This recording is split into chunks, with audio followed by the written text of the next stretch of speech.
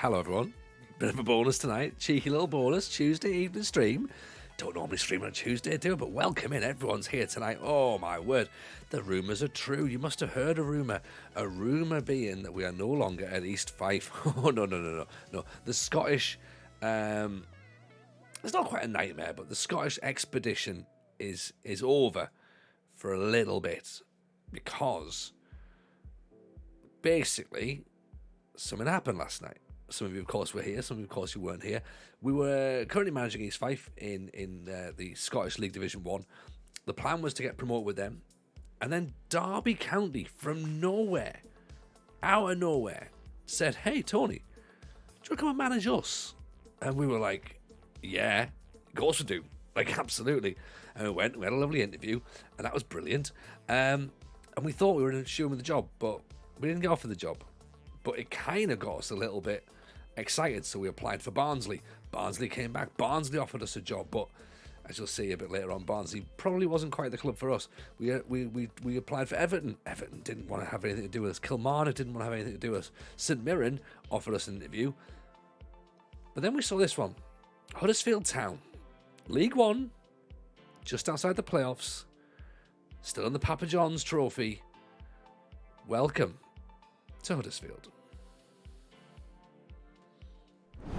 So we changed. We left East Fife to join Huddersfield Town. As I say, currently 10th in League One, right? We are in the 28th of December, 2033. So we're just about to hit that January transfer window, okay? Here is where we are. League One, 4 points away from the playoffs. Okay? 4 points. Here we are. Also, really, really important, they're still in the Papa John's trophy as well, because remember, we haven't won the Papa John's trophy when we were at Oxford. We lost that, we got knocked out, and that was part of what prompted us to go and manage in Scotland. And things were sort of like up and down a little bit, really, at East Fife. We sort of looked like we were just about maybe turning a corner, right? Here's where we are, second in the league, right? Okay, 7 behind Cove Rangers, okay, but only 4 points ahead of Alloa. And the thing is that we kept just like up and down.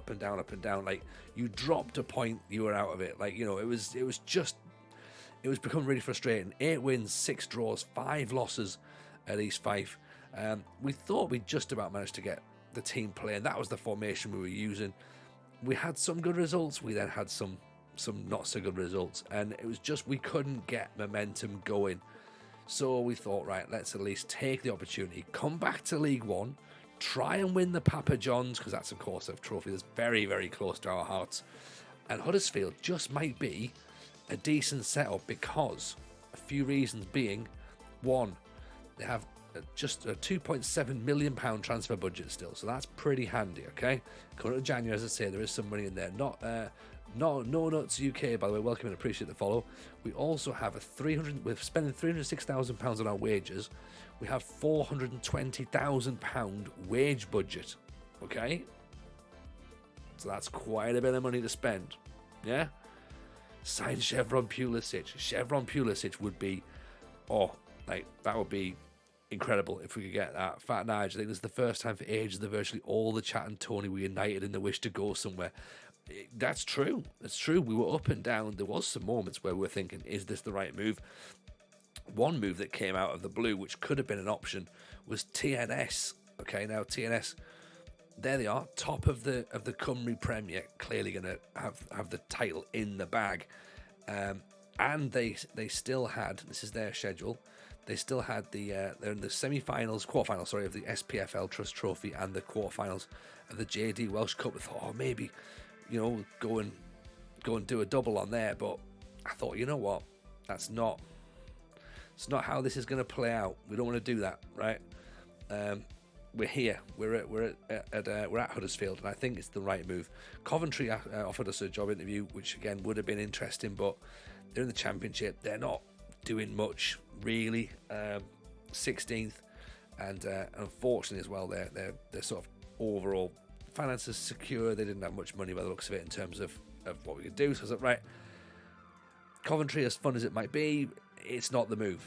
Huddersfield feels like the move. Yeah, and as Nige says, we were all united last night. We were all like, you know what, let's get this going. Like, let's have a little look at it. In terms of our staffing, we look pretty decent. Just early doors, the scouts look fine. Physio side of things looks pretty good. IDG 26, appreciate the follow. Very kind, thank you for that. We looked at how the squad looks in comparison to the rest of the league. And here's what we've got. So we are up there with the highest international caps. We have the highest average wages, which is interesting, I think.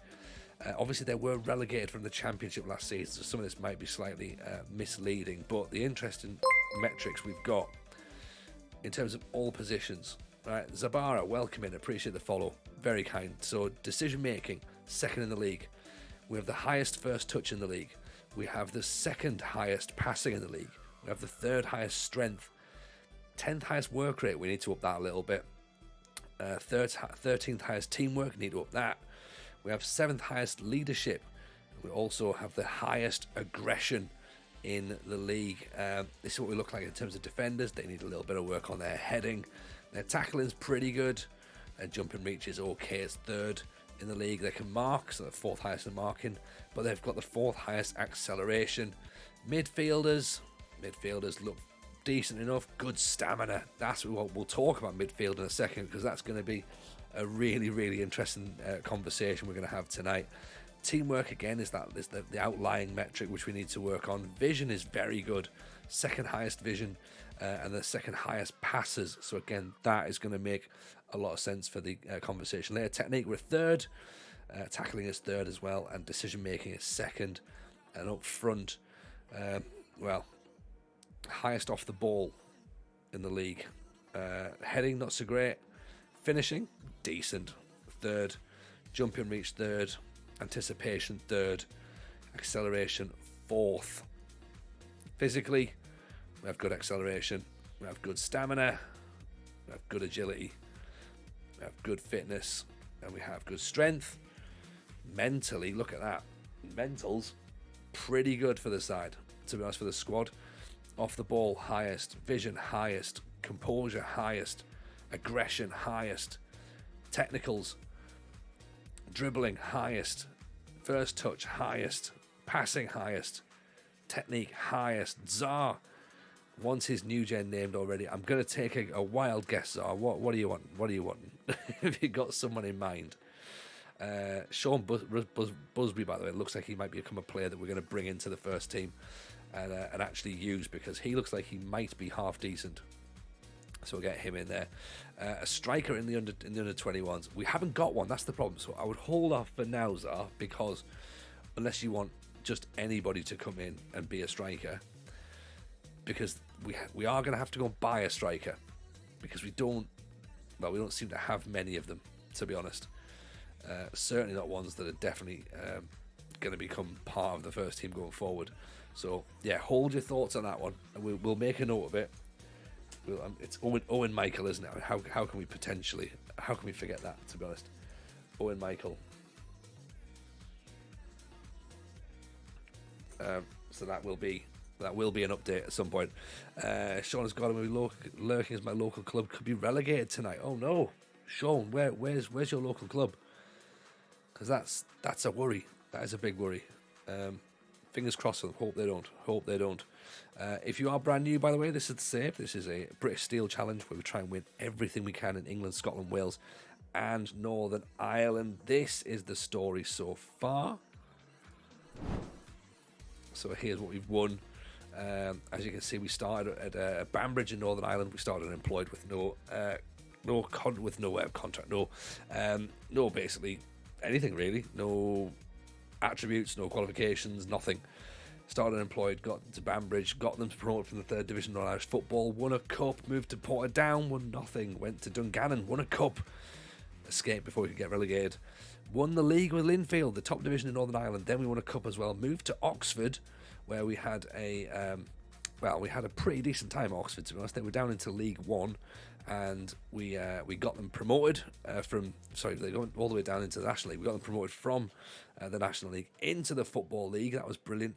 Then we actually did one better. We then won the Vanarama National League and moved ourselves up into League. We won the Vanarama National League. Playoffs for Vanarama National League. Won League 2, got into League 1, and we also had a cup victory as well. In fact, I've also got to update this now because we can move away from East Fife and now see Huddersfield. There you go. That's where we are. So this is what's happening right now. Are Huddersfield going to fund new coaching badges? Don't know. Maybe. We'll have to find out. To be honest, we'll have to see what we've got. Sean's Goods, an AFC Rushden and Diamonds fan. Well, fingers crossed for AFC Rushden and Diamonds. Sean, we hope they do the business and stay up. So this is what we've got tonight. Right, we have to get to know the team. We have to get to know the tactic. We have to get some recruitment started because 3 days until the transfer window opens up. We have a match tomorrow against Bolton in the league. We then have a match on the 4th of January against Salford in the Papa John's Trophy. We need to win that match more than we need to win the Bolton game. Okay, Bolton the 19th. I think we had a look at the team last night. We'll go back through it again just to make sure where we are. Okay. I sort of think that we could play the East Fife formation. Okay, and the reason being is the amount of quality we've got in midfield. Okay, maybe Dempsey isn't the DLP. Maybe we change that around because his passing and his vision is probably the worst out of what we've got. But there are definitely some players in there that we could move into that position, right? Okay, and I'm going to show you exactly what we do now because they've all got vision and passing and tempo and the works, right? Rudoni wasted up front, do you think? Now, again, this is where the questions are going to come. Boomers, Sunaru, welcome in. I mean, we could put Rudoni in there and he could be the DLP at the bottom, which means we then have a striker to fit in, which could be, could it be Jack Vale? Could it be Campbell? Campbell's quick. He's got reasonable finishing. He's got a little bit of composure. Boardman, decent first touch. Actually, he's probably better as a deep line forward, but he's not got much pace. Fringe player. Big Dan Allardyce. Could he play up front? Sort of. Or we look at Ben Musa, which my idea for Ben Musa is we sort of play him slightly out.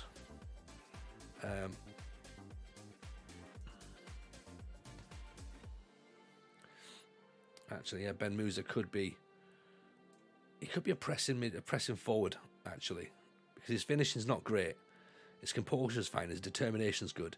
So my thinking was that we could put Ben Musa there, right, and have him as a pressing forward. However, Vale is actually playing pretty decently. So, afternoon, Boomer Sooner. Where are we? Hope you're good. Whereabouts in the world are you? Good afternoon. Seems to be a suggestion you might be, I'm going to take a guess, maybe America, possibly? Maybe? The Americas? We'll take a wild guess there, see where you are. Norman, Oklahoma. Welcome in. You're very welcome. It's a pleasure to have you in. Hope you are well. Thank you for choosing to hang out with us today. So this is sort of what I think is potentially the best setup so far. It might not be, might be wrong. Obviously, there's only one way to find out, and that's by playing football matches and trying things. So 3 midfielders with vision and passing would be a force in League One. Needs to get someone on the end of the effort, 100%. So here's where we are. Jack Vale at Hull on my save was superb as an AF. Double AF. I'm not a fan of doubles, but we'll look. Right, so here's the questions. What's the best available 11? Have we looked at raiding Oxford yet? Not yet, Rogie. That's something else well to do. First season, 40 appearances, 30 goals. Second season, 41 appearances, 30 goals. That's for Jack Vale. Interesting. The squad needs a Rogie. It does indeed. Needs more target men. Does indeed. So this is what I've got so far. Okay, I also think it needs a little bit of help. So Cox in goal, right? Now, goalkeeper, not brilliant. Okay, not brilliant. I know we don't look at the star ratings, okay, but even just looking here, not fantastic. Woolrich, who's in the chat, has actually done a little bit of scouting for us today. Very kindly. Has put a whole load of filters and metrics on in terms of looking at how we would recruit Moneyball style.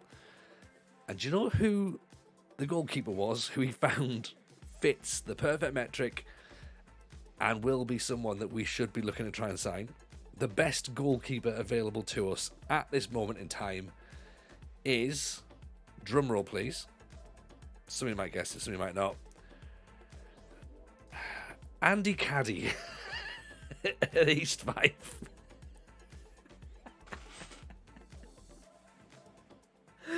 No word of a lie. No word of a lie. He overperforms, apparently. It's just unbelievable. It's like, surely we can't go and get an East Fife goalkeeper in League One. That is just absolutely mad, right? But the thing is, Rajal's right. It makes sense because he was really, really good. That's the problem. I wonder which manager tried to chase him out. Yeah, I didn't think he was going to be good enough in a few games. We looked at him and then it was like, right, yeah, this isn't the guy. Then we looked at trying to get him to work, and he was really good. He was really good. So I do think that we at least put him on shortlist, right? One player I'm also interested in from East Fife. We shouldn't really be looking at East Fife players, to be honest. I am going to keep an eye on Snowy Winter and see how he develops, because he's only 18. He might develop, I'm not sure. We'll see. Everyone else, I think, is probably not going to be stepping into our world, right? So there you go. I thought it was quite interesting. So goalkeeper, we need a new goalkeeper. Okay. Now, right back, I've gone with John Grant. He could play DLP. Okay. But as you'll find out, so can everybody in the squad. He can also play right back or right wing back. Okay. His international Jones wouldn't matter so much because you get international breaks. Yeah, exactly. Yeah. We need Ranford. Yeah. There's a lot of players that we could do with getting in. Raspberry could be one, but we'll see. He's at Crewe at the minute, and I think his value went up, but he's out of contract at the end of the season, so Raspberry might be the guy. So John Grant, I'm gonna try him at right back. Reason being, we don't have another right back who is as good, to be honest. Acceleration's fine. His marking isn't brilliant. His passing's good. His tackling's okay. His technique's pretty decent. His decision making and anticipation is kind of why I'm thinking he might fit as a wing back. His off the ball and positioning are pretty good, and good work rate as well. Okay. Looking over on the other side, Jake Batty is a player who has to play at left wing back. Sorry, he wants to leave, so we're going to try and sort of smooth it over and say, look, come on, right? Your dad was angry. You don't have to be angry. So yeah, acceleration 16, agility 18, pace 16, determination 18, anticipation 13, work rate 13, marking and tackling are both at 12, positioning's 12 as well. So I think Jake Batty, for as long as we can, is our first choice left back, or a first choice left wing back. That's what I think. Okay. So I think we maybe keep him, maybe not as the wing back on attack at the minute, but we'll see. We'll see. Because if John Grant lands to get forward, arrives late in the era, Snowy would develop with full-time training too. He could do, actually. He could do. We're paying a lot of money, Monoret. This is championship wages in League One, so we may have a bit of balancing to do. But we've still got a lot of the wage budget left, so we can potentially play around with something. Travis Akamea, absolutely a first pick, to be honest, in terms of players who are going to be coming, because jumping reach of 20. Look at that. Llama, here he is, the king of Twitch. Is there a better FM23 adventure than Tony Jameson shamelessly discarding gloves left, right and centre? welcome, Llama. Appreciate the shout as well there, Rogie. That's awesome. Lama, we weren't expecting to move. We thought we'd try and fix East 5. We thought we were doing a decent job. We just got sidetracked. Someone dangled a carrot Derby. It's Derby's fault. They were like, hey, come and like manage in the championship. And we were like, yes, please. That sounds fun. Can we do that? That sounds great. So yeah, Akamea, 100% is a starting centre back. Marking's not brilliant. Heading's not amazing, but jumping reach of 20, acceleration of 17, anticipation of 11, positioning, work rate, tackling, concentration, leadership. Like, that's what I was thinking. We're expecting to move. You couldn't keep your snout out of that job centre. Well, I thought that we were going to move because of the board wanting us to go rather than me wanting to go. But yeah, it all was a bit of an odd one, to be honest, Lama. Braden Wellens is here. I'm not convinced that he needs to play just yet, but I don't know who else can play right now. That's part of our problem, okay? Now, acceleration is fine. Work rate is low. Jumping reach isn't very good. Marking, tackling, positioning, anticipation's good though. Do you know what I mean? That's the thing. Maybe he sort of just about can do enough. There's a possibility on Royston Stearman, but acceleration is good, bravery's good, marking, teamwork. I mean, again, work rate's not fantastic, but is he better? Is he better, or who's better? You thought it was more regular than Roberto Martinez. It's an art. It is. It absolutely is, and that's where we need to be, you know. Stearman quicker, better physically, better vision, better technically, better in the air, better mentally, but more importantly, Wellens is better defender. Okay. Evening, Dale. How are you? Welcome. Speaking of wonderful people from North America, how are you, my man? Pleasure to see you in. Big shout out, of course, to Dill 40k. If you're not following Dill, make sure you are. He's a top quality streamer. We love him to bits, and you will too as well. So go and drop the man a follow. So Stearman is maybe a bit. Job centre does make me laugh. Imagine me, work and coach and go there. You have to apply to manage Everton. Yeah, would you? Huddersfield indeed. East Fife was a little bit boring. Not boring, but I don't know. Some opportunities came our way. Let's just put it that way. And we took them. 23 points behind a relegated 8 teams, however, there's 10 minutes left. Oh dear. It is a new job. Dill. We have moved from East Fife in Scotland to Huddersfield in League One. Croydon, I've won every trophy I can think of so far. Rub it in, would you? You know, everyone can win in this game, bar me apparently. So, but then again, I also can. So, but I can tell stories. That's where we need to consider this right now. So, Radoni, I mean, he can play everywhere, literally. Midfield, attacking midfield, defensive midfield, right, left, centre, forward, wherever you want. I'm tempted to play him as a DLP for now, with his passing of 13, his vision of 13, his composure of 15, his first touch of 13, his flair of 14. He tries the killer balls. That for me is good. He's got 6 goals. Maybe he can play up front. Also midfield, Alfie Harrison. I'm playing him as a Mazzala, I think, to be honest. Runs with the ball through the centre, gets forward whenever possible, tries killer balls, rounds the keeper, plays 1-2s. First touch 15, long shots of 15. Passing of 15, vision of 16, off the ball of 14, composure, acceleration of 15. I mean, he's not bad. He's not bad, is he? He should be all right. James Gardner. We've heard James Gardner apparently does quite well in this game. He's another one. First touch of 15, free kick taking of 14, passing of 13, vision of 15. Flair of 16, determination of 15, composure of 16. Runs with the ball through the centre, getting a bit of a notice where I said the midfield is pretty talented here. Gets forward whenever possible, tries killer balls, tries long range free kicks. He's pretty handy as well, isn't he? Harrison and Gardner there, both just like absolute dynamos in the midfield. And then we're going to partner him with Mark Davies, who's in on loan, who maybe we might pull out on loan from Derby, but he's playing really well at the minute. So he kind of has played his way into the consideration. Now we've got him here as a well, I'm going to play him as a ball winner personally. Whether that's the right idea or not, I don't know. But first touch, anticipation 13, agility's good, composure's good, off the ball's good, 18 flair.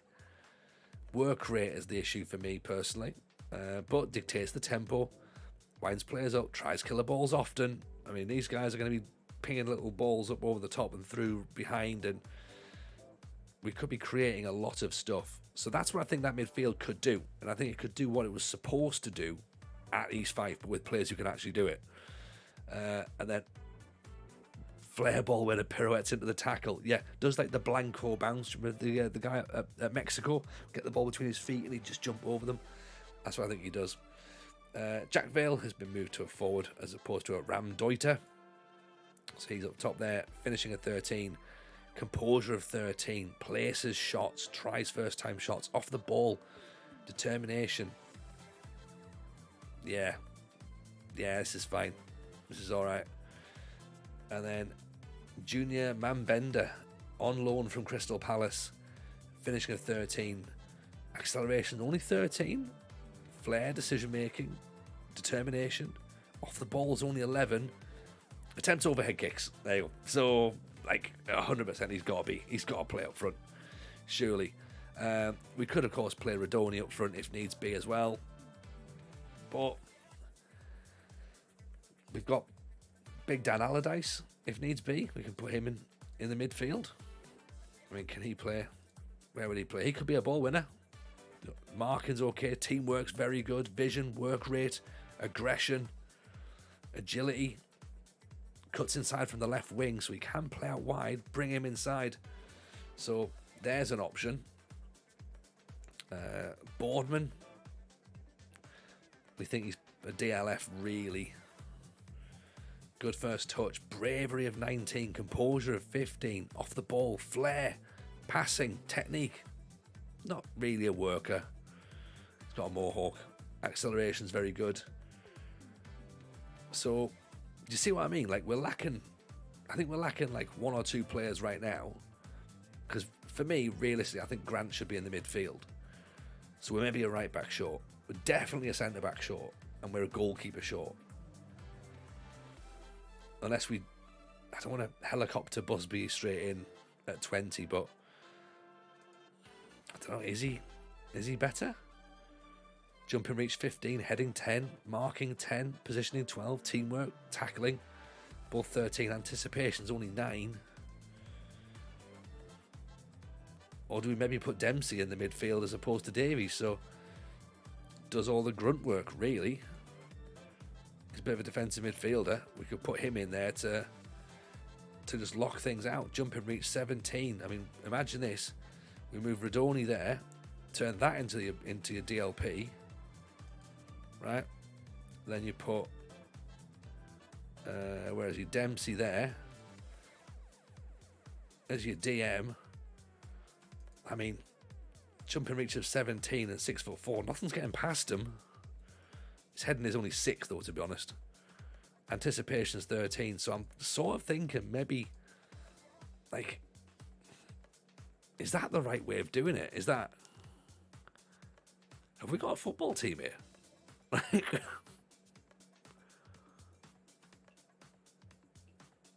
do you know what I mean? Like, so my thinking is that Harrison can run here into the channels. Right? I think Gardner can go up front. I think Radoni is going to just play the balls all over the place.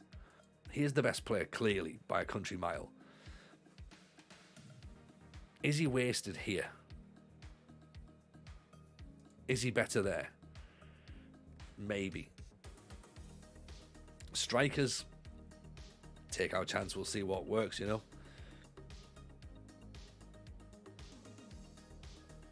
But do we think that's the right way of playing it? Is that the setup? Like, are we looking to go attacking? Are we looking to go... obviously, we're looking to go attacking. Are we looking to go positive? Not convinced because it's not a formation I usually go with. 4-4-2 with Radoni. Diamond with Radoni. Yeah, seeing that you can do that as well. You can even go there. And have him as as the playmaker. If you want to, you could change it, you know what I mean? Like, and just properly open the game up. Or you could make him go as a 4-3-3 and have him put there. Do you know what I mean? We've got options.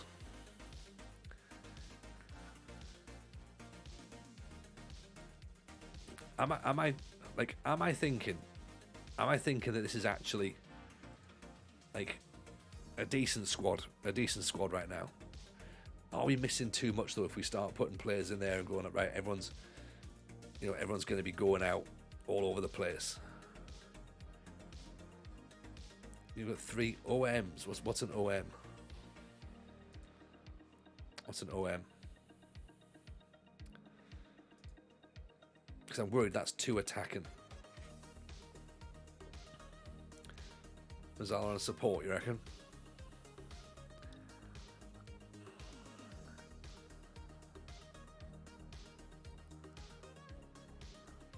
I mean, is that the way to do it? Whip crosses. Well, let's go mixed, but yeah, probably whipped. Try that. Evening with the Mariners. How are we? Welcome. RC as well. Welcome in. How are you? Hope you're good.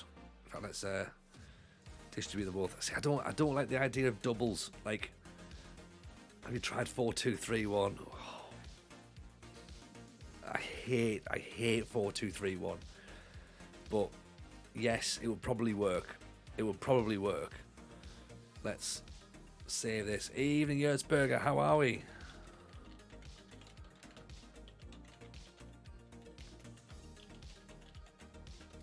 Yeah. Oh yeah. Yeah. Oh, it's just so vanilla. Like, I hate the fact there's gegenpress as well. Like, I don't like that. But I know that in this league we have to just attack. So it'll probably change a little bit going forward. But yeah, it's just a bit vanilla, to be honest. Go for a 4-4-1-1. What, you mean like what we had at Oxford?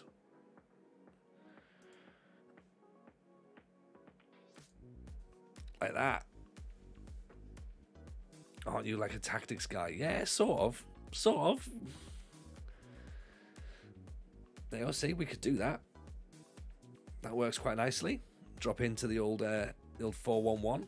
Radoni as a shadow striker. Oh, that could cause problems, couldn't it? That could cause some damage, actually.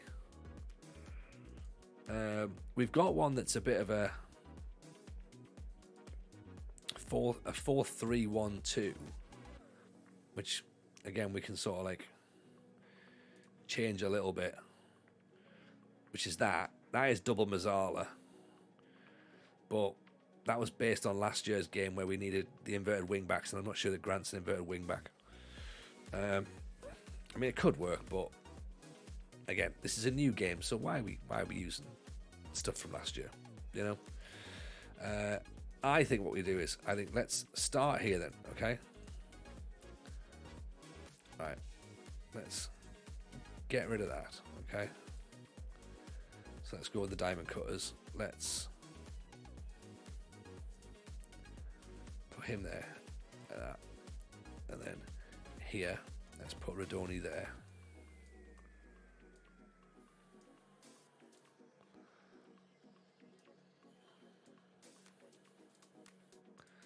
Have him as the DLP here on support. And then let's copy again. Save that as the diamond backs.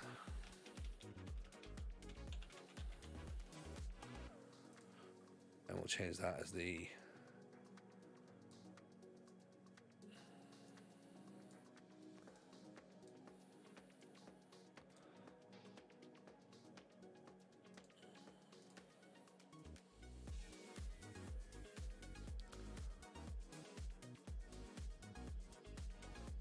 yeah, and then we can change to that as well. So then we've also got a 4-3-3. Yeah.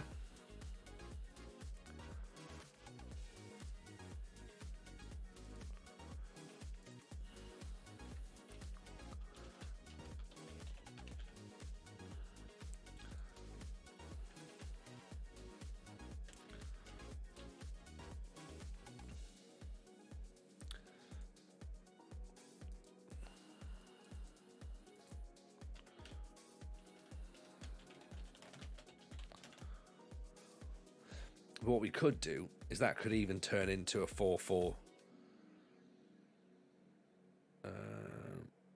We turn it to 4-4. We could make it a 3. We could. I mean, we could Brazilian box it. There's loads of different ways of looking at it. I'm not 100% sure that.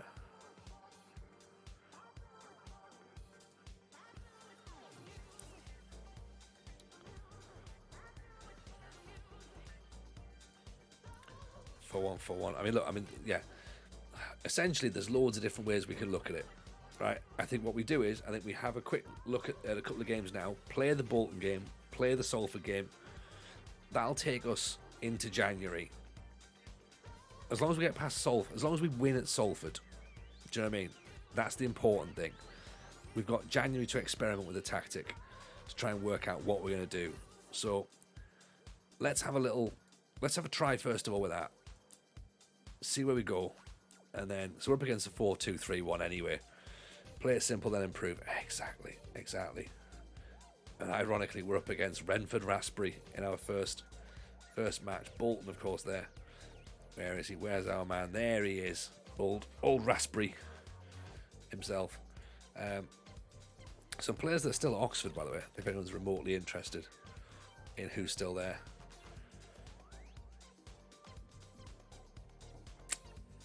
Not a lot. Philip Marshall, new goalkeeper. Henry Fontana. They've changed a few places. They've got Tom Bloxman. Different Tom Bloxman. Paley came up in the Moneyball search. Did he? 27 years old. Paley was so inconsistent, wasn't he? Well, actually, the season we left, 16 goals.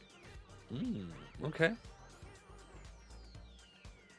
Let's have a little look there then. Because we might have to look at that. Bruce Webb's still there. Okay, right. I'm excited. Look at this. ITV Sport have turned up. Wow.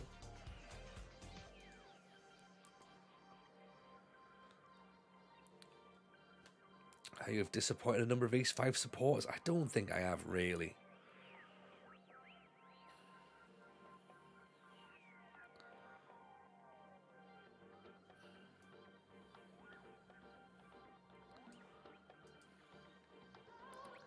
Huddersfield have been on a general downward curve. I mean, it's fine. You're able to cultivate a strong dressing room in your last job. Will it be helpful here? Absolutely. You've had little time to prepare. It'll be fine. Don't worry. This is a big step up for you. Not at all. Not at all. It's fair to say Huddersfield have been struggling in the league.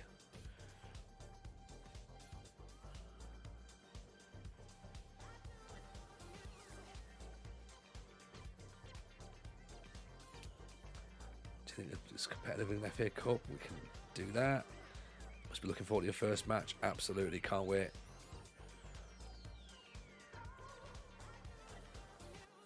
We identified Jamal Lascelles failed. We're not going to talk about that. He failed in some areas that I won't.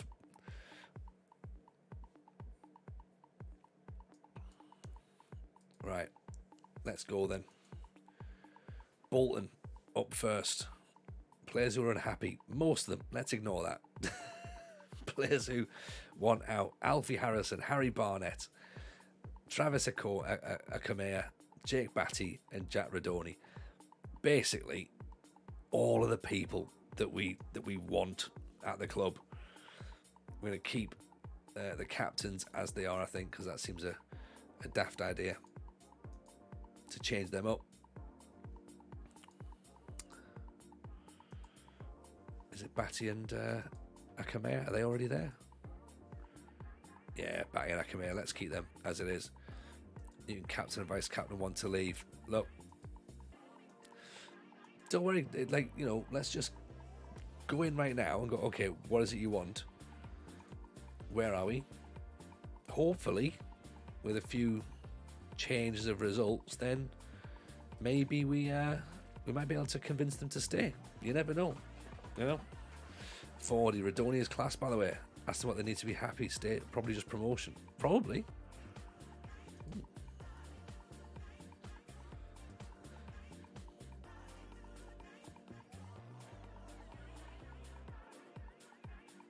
And Gobu looks like he's developing nicely. Excellent.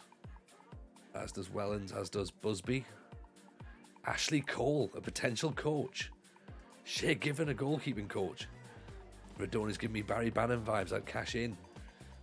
What, in a good way or a bad way? David Moyes as a scout? It's not the David Moyes, is it? He'll keep you up himself. We didn't get on. Alright, it's one of those, is it? Okay. So it's more of a personal issue than as an actual issue here. Right, let's I'm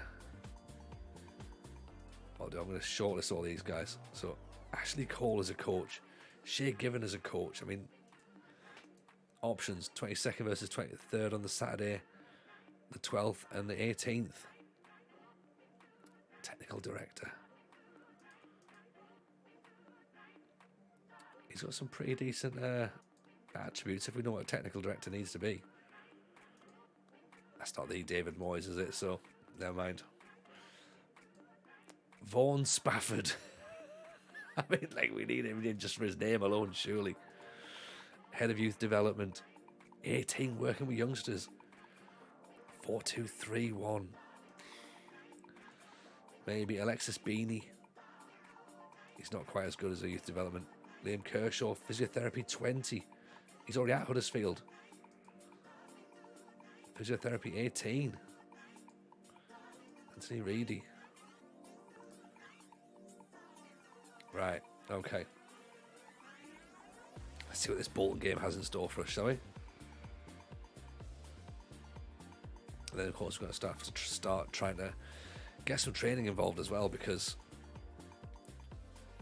it's going to be a lot to do. We've come from being part-time, which is just like, oh, you know, try not to work overtime, lads. That's where we are, to now going, we're going to have to actually look at this properly. So, Mark Davis' contract is going to expire in a week, so that's one less thing for us to worry about, I suppose, then. In terms of tactics, Diamond Cutters will be the first tactic we'll do. That's going to be our main one. Introduce ourselves to the squad. Oh, this is where it's going to go badly, isn't it? We need to do set pieces as well, remember. Set pieces is what we need to do. We're hoping for a mid-table finish, but I think we can get...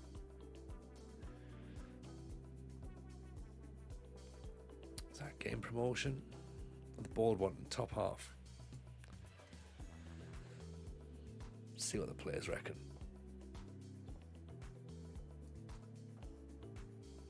You have to prove yourself to a few of us. All right, Jack Radoni. Let's, you know.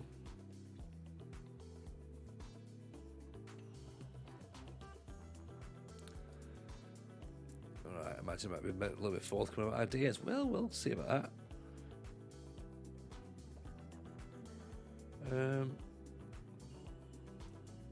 Top half, they're happy with that. I was hovering over the idea of saying, should we get into the playoffs? But I thought, you know, maybe it's the sort of thing that they'd just kick off about, isn't it? They'd be like, no, don't want to go and do any of that. No. So, yeah, I just figured, well, what's the point? You know? Radoni out.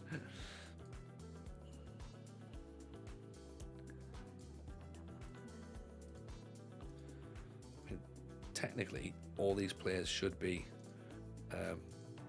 fine. We shouldn't really get caught, theoretically.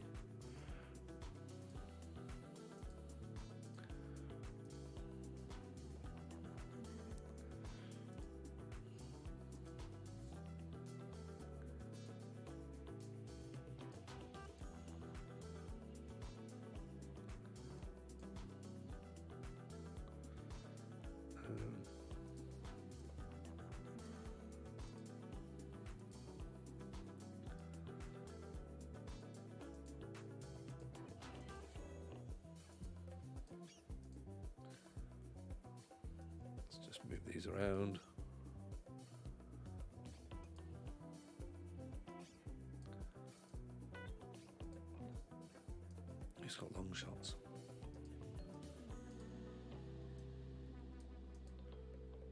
long shots 15. There we go. Harrison's got long shots of 15, so we want him on the edge of the area, don't we?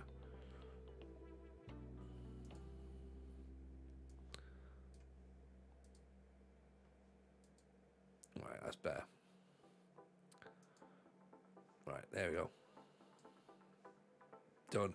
Radoni out. Yeah. Sadly, we can't. Not sadly, we need him to stay. Right, before the game. Toilet break.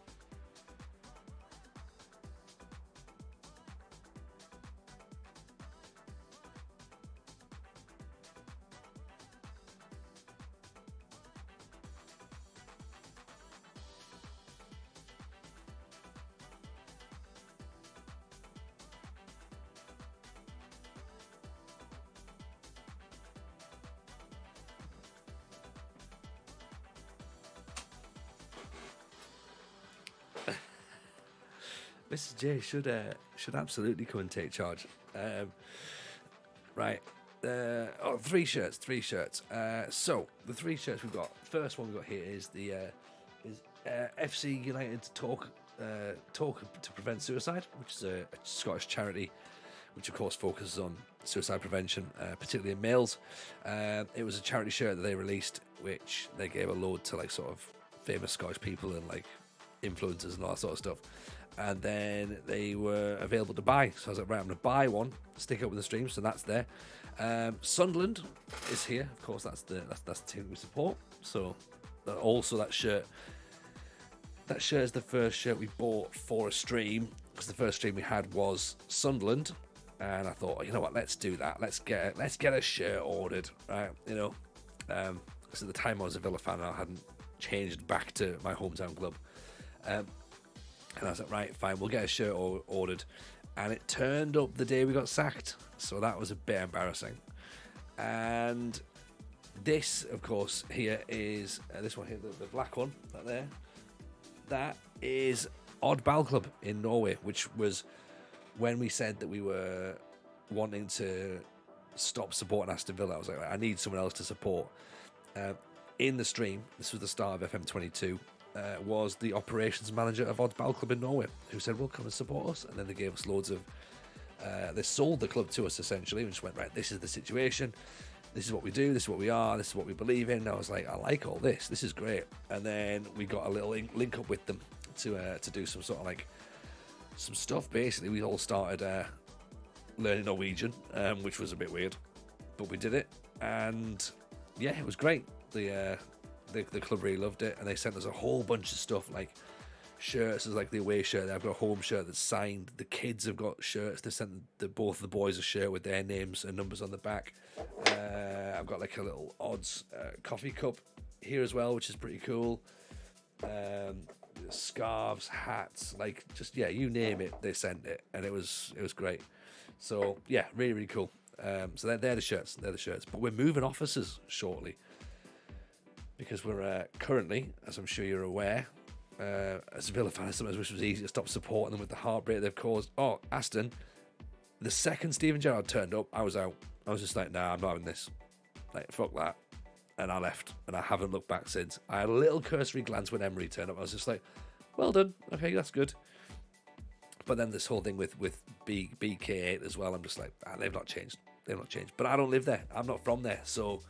Do you know what I mean? It's not. It's much easier for me to walk away. But yeah, that's where we are. Still no go on the digger. Zeep. It's bullshit. Absolute bullshit. Ask nicely again. And they're like, no, you can't do it. You've not. They said I haven't got boots, and I was like, well, I mean, if that's the only thing, then that's not the only thing. That's not the only reason. I was like, right. So yeah, as I say, we are currently in the process of changing offices. We're doing some house renovations at the minute.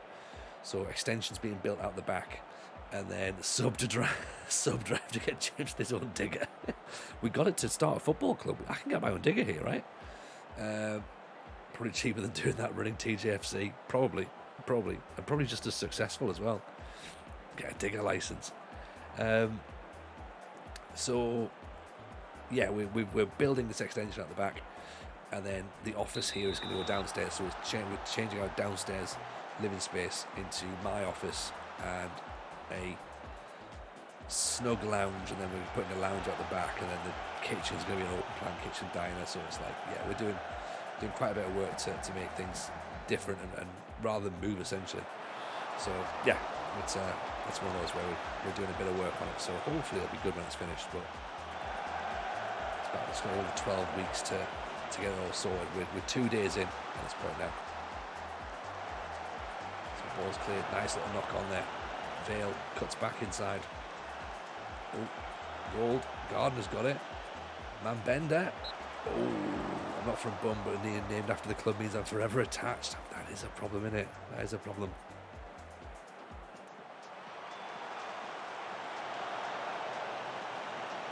I mean, you could change your name by deed poll. That could be a thing, right? Sounds like you're getting a TJ Man cave. No. It's a proper. It's an office. You're on. I have to announce it as an office. In order for it to be approved by the powers that be. Oh, man, Bender with an effort there as well. So yeah, so we're going to change everything up. So we're probably not going to have shirts hanging up in the background. I might get some units or whatever. So we've got to try and plan all that out. Especially looking at like L-shaped desks and stuff today. So yeah, we'll get some new bits and pieces. So it should look pretty good, to be honest. We'll have a completely different change. Well, there's Harrison. Have a go, son. Radoni. This is good from Huddersfield. 11 minutes in, we're pressing.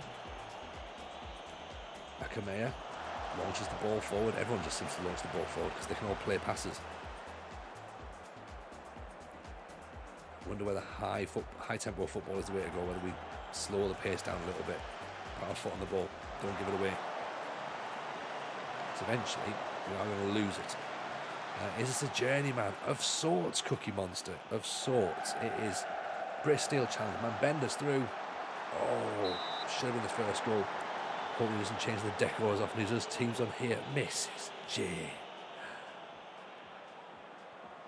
I think we need to report a murder, don't we? That's horrible.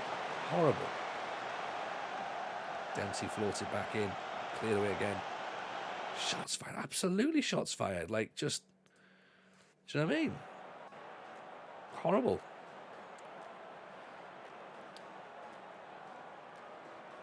Free kick. Gardner. Oh, off the post. That was close. How many have we won? We won 8 out of 35, Cookie Monster. We can show you what we have won. This is what we've won. Look at that. Trophies in Northern Ireland. Banbridge, Dungannon and Linfield, and then a selection of trophies with Oxford. Nothing with East Fife, nothing with Portadown, and given the fact we've only had, 24 minutes of Huddersfield, nothing with Huddersfield just yet. Yes, Mad Scientist, how are you, sir? Welcome. I hope you're well. Up the Mariners, I was thinking about doing Indonesia. Was it a good save for you last year? We loved Indonesia, Mariners. Absolutely loved it. You've got to give it a go. It's so much fun. It's just like, it's bonkers. But yeah, you can just loan your way to glory because there's no loan restrictions at all. And all the players are about as good as each other. So it's just great fun. Tony's only manager stops the match to show trophies. Because there's not often I get to do that. Do you know what I mean? That's what we've got to think of. We have a concern now, though, where injury to a striker, injury to a fullback now. How often the board elections? The board never approve anything. What do you mean, Chuck? Because, like, Like, are you as in like are you wanting a new board? Because that depends upon what nation you're playing in. Because sometimes they will change. Like I know in Europe they have obviously elections for the board, but over here it's like they'll have like a board takeover, and then they'll just change everything completely. Even Geotea, how are you? They just sign players from Indonesia mainly. Pretty much, yeah, Indonesia. You're allowed 3 foreign players, so you can actually get players from Brazil and Argentina and things like that. But yeah, I mean they're not. But like Serbia, I think we had a player from Serbia who was pretty good when we were there. Australia as well can always come over. That'll do. Asprey making a bit of a handful of himself there.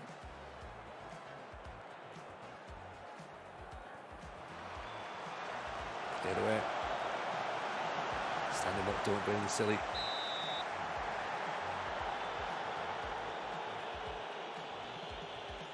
They're starting to come back into it now, aren't they?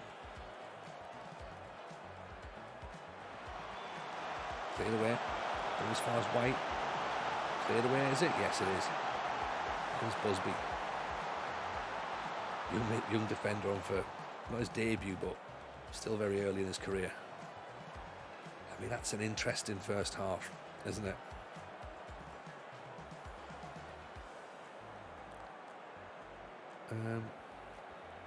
We are high. They're quite deep. Do we need to drop back a smidge for when they start coming forward? Maybe we do, possibly.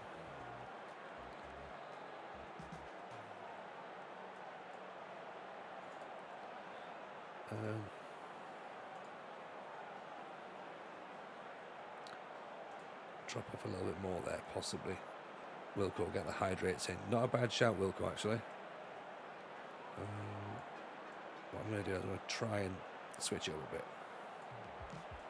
Let's see if this... Because I haven't changed the set pieces over, so I'm going to do it this way.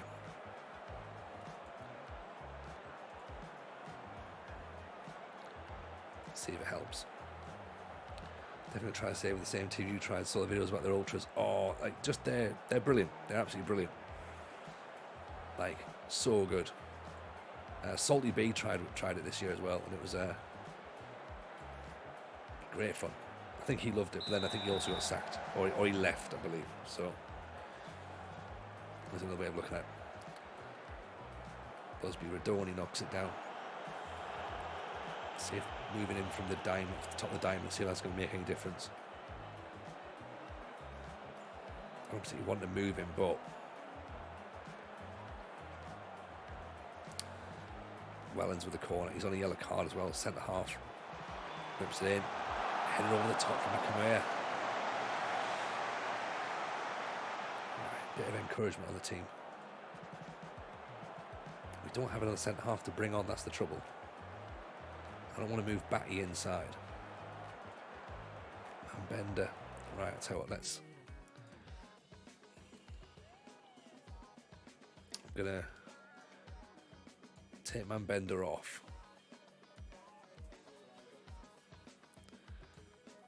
Actually.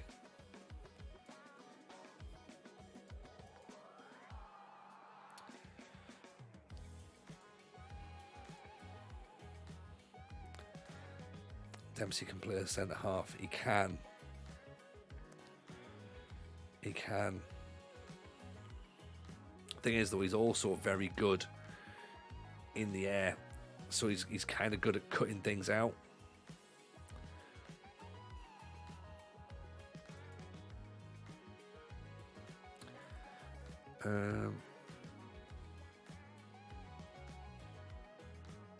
My plan at the minute is to do that. Put Ben Musa on as a pressing forward on defend. I heard the second half. Who was our surgeon? Balls at the top. Vale doesn't quite get there. Dempsey thinks about it. Batty. Radoni. Who's going to play that killer ball? Wellens. Akamea. Gardner gets up. Harrison picks it up. Busby. God, gives it away.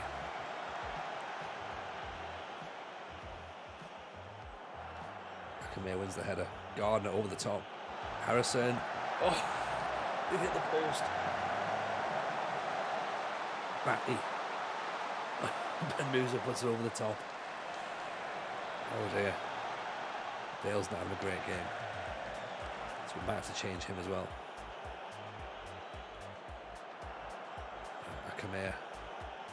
Over the top. Vale thought about it. Gave up on it. That's not great behaviour, is it? Giving up. Dempsey gets a little knock on it. Oh, you've got to be kidding me. You've got to be kidding me. Oh, is it going to be one of these sorts of saves, isn't it? How's he got around there? And this is why we need a goalkeeper.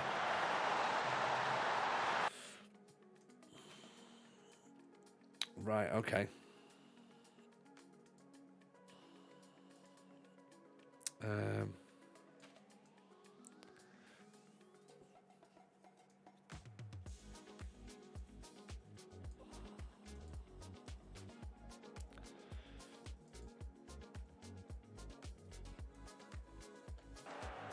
Typical, right?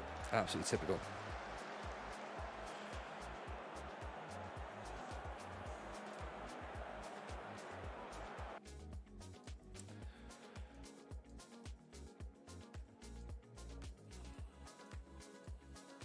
I think we need width. I think so. I think so.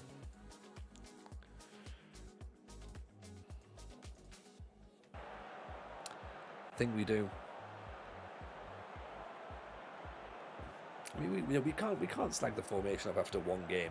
It's and we're off. And we're off. Yeah. Right.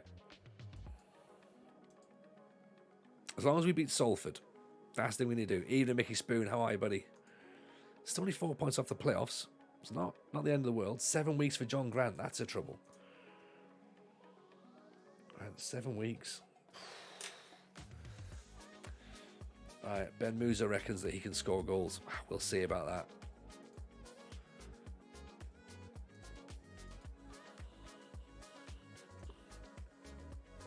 Is it really a TJ stream if the first game's won? Exactly.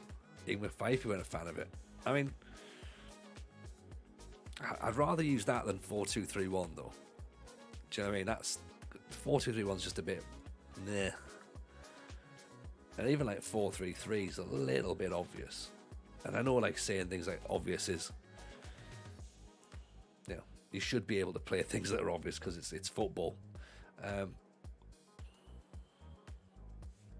4-4-2. I don't think we've got two strikers. That's the problem, Rich. I don't think we've got two strikers. I think we... There you go. 33's got it, yeah. No training. Showed a bit of promise. NG, that's the point. What's the point, sorry? 4-4-2 with a shadow striker. So 4-4-4-1-1. Like what we had at Oxford, you mean, Woolwich? So like...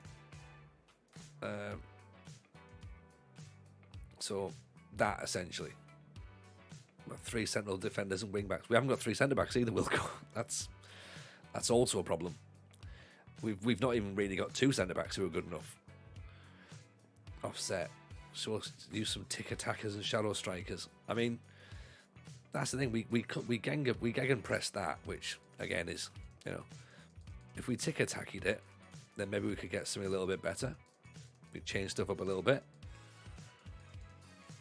You know? I agree we could do with a bit of width. Yeah, we need players straight away. So if we turn that into vertical tick attacker. Yeah. Does Rogi fancy move? We've already tried. We can't get him at the minute. You know, if we go either vertical tick attacker or what would the difference between a vertical and a standard? So standard tick attacker, emphasis on short passing, extreme pressing and movement. An extreme variation of the control possession. Vertical tick attackers, quick passing, narrow, more direct. I think we go tick attacker for now. Short passing, play out defense, keep our foot on the ball, let those players that we've got actually, you know, see what they've got. You know, let them make their passes, let them make their choices. If we, I'd say what, let's put a poll on. Right, okay. Here's a poll I'm going to go with. It's maybe not the poll you're expecting, but whether it's going to be a formation one.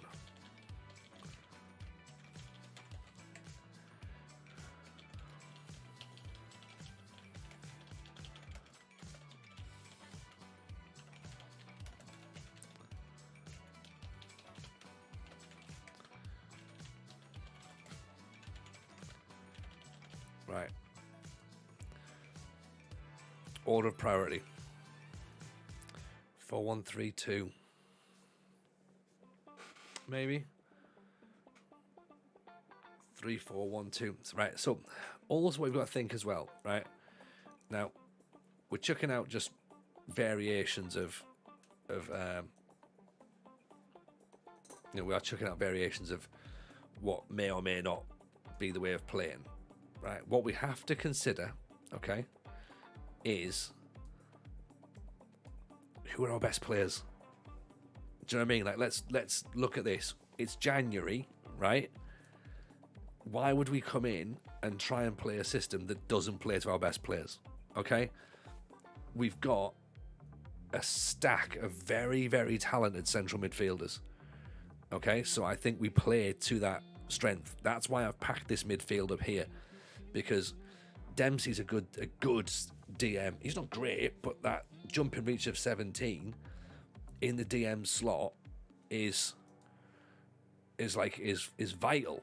Like, he'll cut loads of stuff out. His anticipation's 13 as well. So basically, he's going to be there going, right, I'm going to cut all this. Any long balls at the top, he's got it covered. He's basically covering for the fact we don't have a centre back as good to play alongside Akamea. So, if I'm to look at the order of priority right now, right, okay, I think we need a goalkeeper, we need a centre-back, we now need a right-back, and we need a forward, yeah? Wide players, probably a wide right, because we've got Allardyce to play wide left. Just had 31 emails in one day in FM about Sivaspor making a loan approach for a player I've shortlisted. 34 is a lot. That is a lot. Sign a centre half or two, build a squad from the back. Can't lose if you don't concede. Keeney knows what's up. Keeney knows what's up. Because we could always play with one striker. It's not a problem. If we've got an MC, somebody for the right wing. I mean, Boardman could technically play out wide, but he's not got great acceleration. His dribbling's all right. His crossing's dreadful. His off the ball's pretty good. His work rate's poor. He's only made a sub appearance so far. He's been 19 sub appearances. The haircut does potentially mean he might get the option. Jack Vale could drop down to right midfield, I suppose. Well, yeah, a guy we didn't put on the bench because I was like looking at him going, you know, in this match he didn't seem like he was the right player. I mean, Jack Vale could drop down to be a winger, maybe. Perfectly serviceable, I suppose. Marcus Campbell. He's 24. All I can see there is he's fast. Like, I can't see. He's playing a lot. He was playing a lot, 22 appearances, but notice as well, they all have to play as advanced wingers. Good League One player, could be a good Championship player. Doesn't enjoy big matches. Not really ideal when you're playing in a team that's chasing the league, really, is it? Harry Barnett, left-sided player, acceleration 15. Wants to leave due to the club being relegated. Mambenda, a Trequartista. Heard Jack makes a mean boozy drink, calls it Port Vale. I like it. I like it. Centre back seems to be winning so far. Then a forward. Then a right back. Then wide players and a goalkeeper. It's also what can we get in this. I mean, this guy's on loan from Palace, so he could play as a forward. He could play out wide. The problem is if he goes out wide, then that means we've got another striker to try and find. So let's have a little look then, shall we, at some players that have been recommended already. So Erhan Sahin, ironically another central midfielder, which I don't think we need. So we can maybe have a quick little, we can avoid that so far. Lee Kinsella, dribbling 16, aggression 17. What about a back three to pack the midfield? Well, yeah, but we need two more good centre halves, Devil. That's the thing. AJ Rush, welcome in. Appreciate the follow.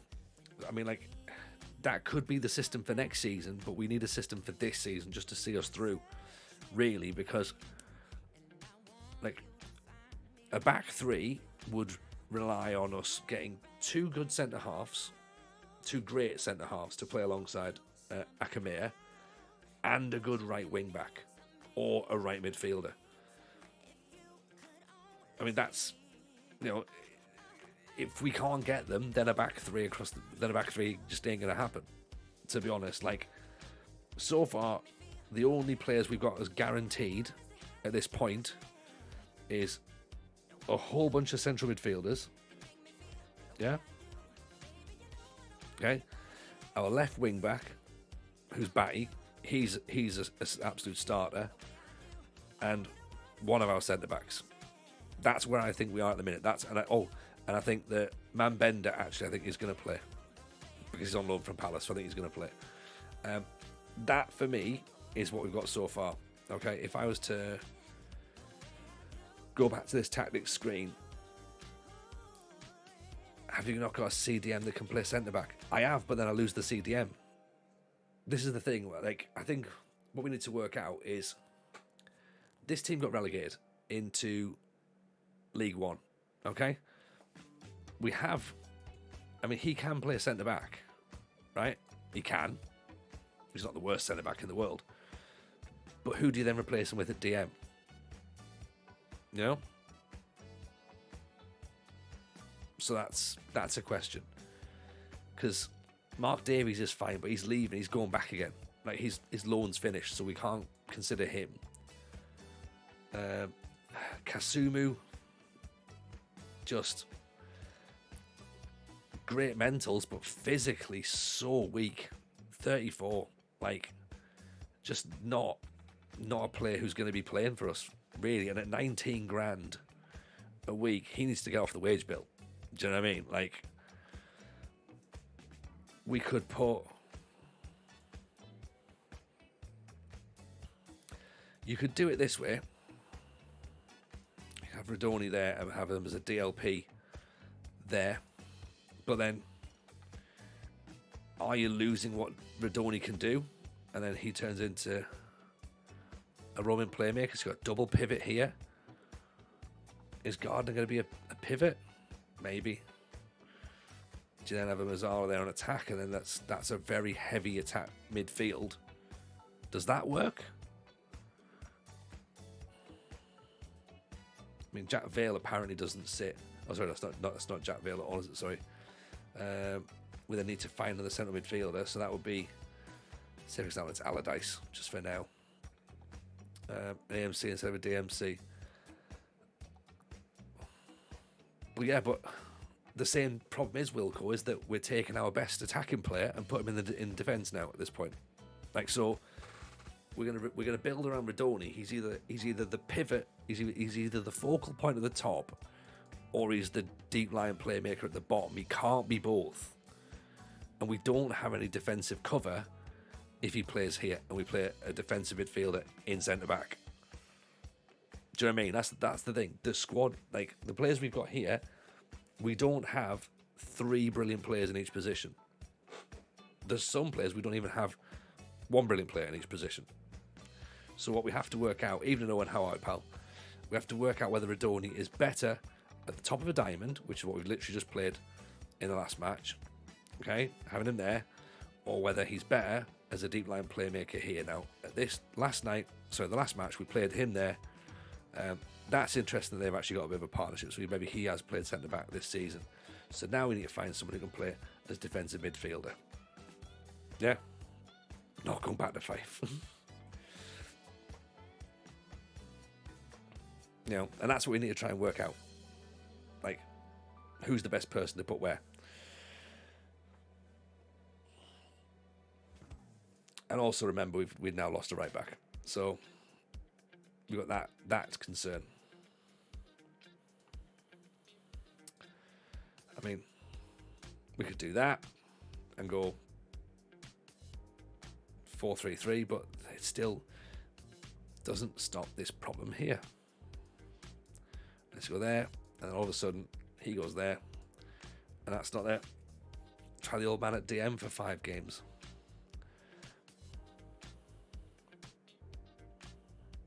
I think we need to find out who's available before we start deciding on what we can and can't do. Because again, let's think about this. If we're trying to buy players, if we're trying to make a tactic that is, for example, 3 centre-backs, we don't have 3 centre-backs. So that's a stupid idea right now, trying to make a tactic for 3 centre-backs. Until we have 3 centre-backs, we can't consider that. Right now, we have to work out what have we got, what can we work with until we have maybe a different setup in the summer. We're coming in mid-season. That's what we need to think about. We're bringing Cadabaro to Huddersfield. God, no, absolutely not. Absolutely not. No chance whatsoever. Like, everyone just seems to be attacking as well. Aaron Diamond. Looks reasonable if it wasn't for his work rate, to be honest. John McGill at Linfield. Is that John McGill that used to be at Man U, is it? 27.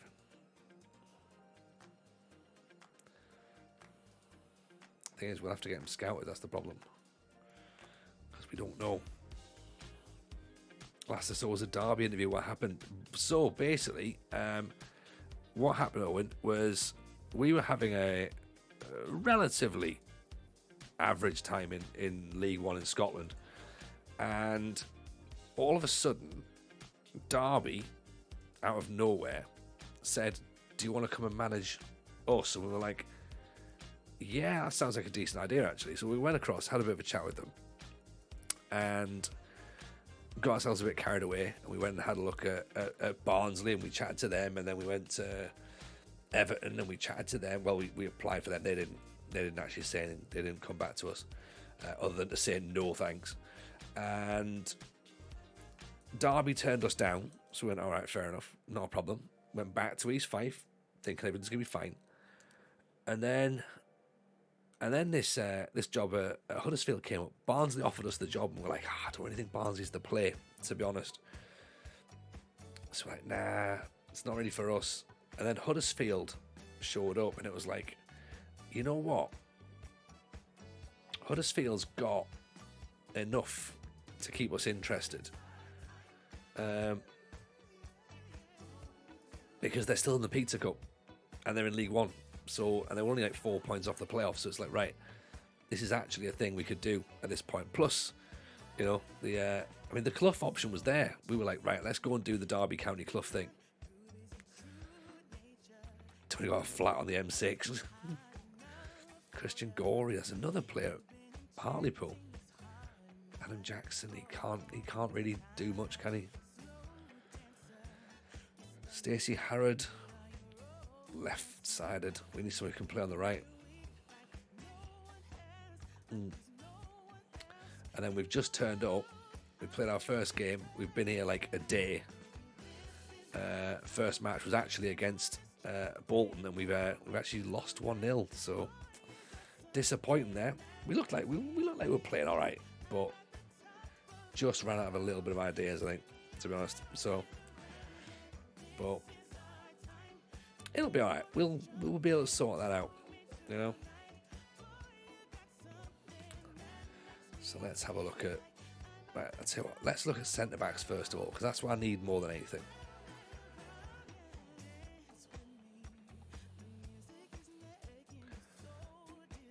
Right, and it's only going to be players that we've looked at so far.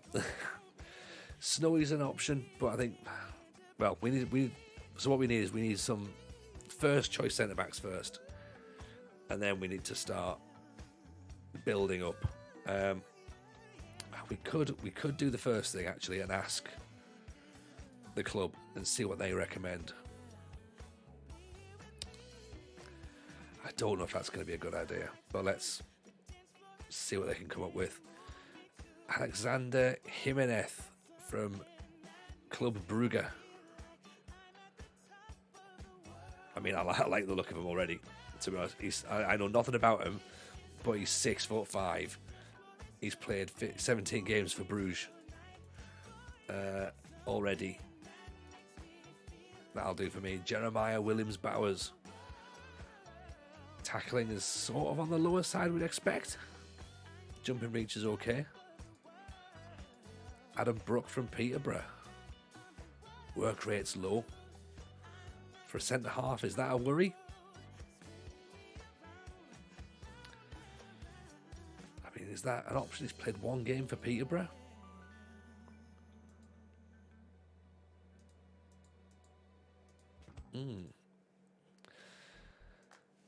Interesting. See what they can get for right back as well. Joseph Tuamasi. Brian Catano. I mean, he's got Mohawk. He's Colombian. That could be great. Alexander Carvalho. Benfica all the way. I mean, that's usually a good sign, right? But is he going to get a work permit for us? 22 years old? I'm unconvinced. Isaiah Precious. Work rate's not very good. It's another Palace player, isn't it? Colin O'Rourke.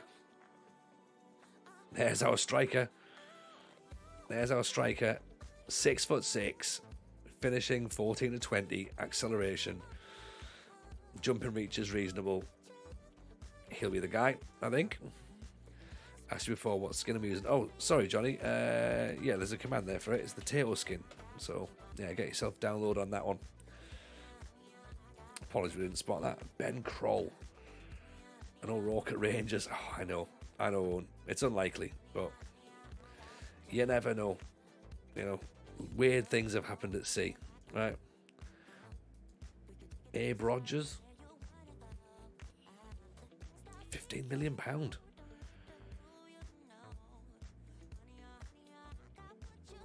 Maybe that's why he's available for loan. Be like, you need to get yourself out of here, mate, because you are in the wrong side of town. Let's have a look at Abe. Deep line playmaker again. They're all deep line playmakers, of course they are.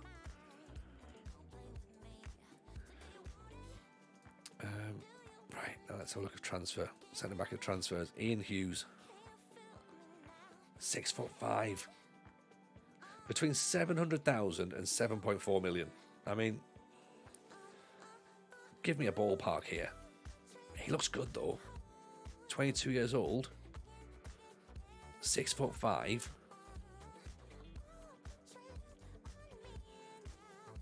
Evening, Franco. How are you, buddy? How's the transfer special going? Very slow at the minute. Very slow. Ian looks good, doesn't he? I mean, he's got to be the number one target, surely. It's going to be interesting to see how much he costs, though. We've only got £2 million, so I hope it doesn't cost a lot. Neil Merritt. Just looks like generic goalkeeper. Anthony Hoy. There's always a West Ham player gets recommended, isn't it? Odds and Susan. I mean, if we can get a goalkeeper called Susan, then yeah. 6'3", Turkish and German.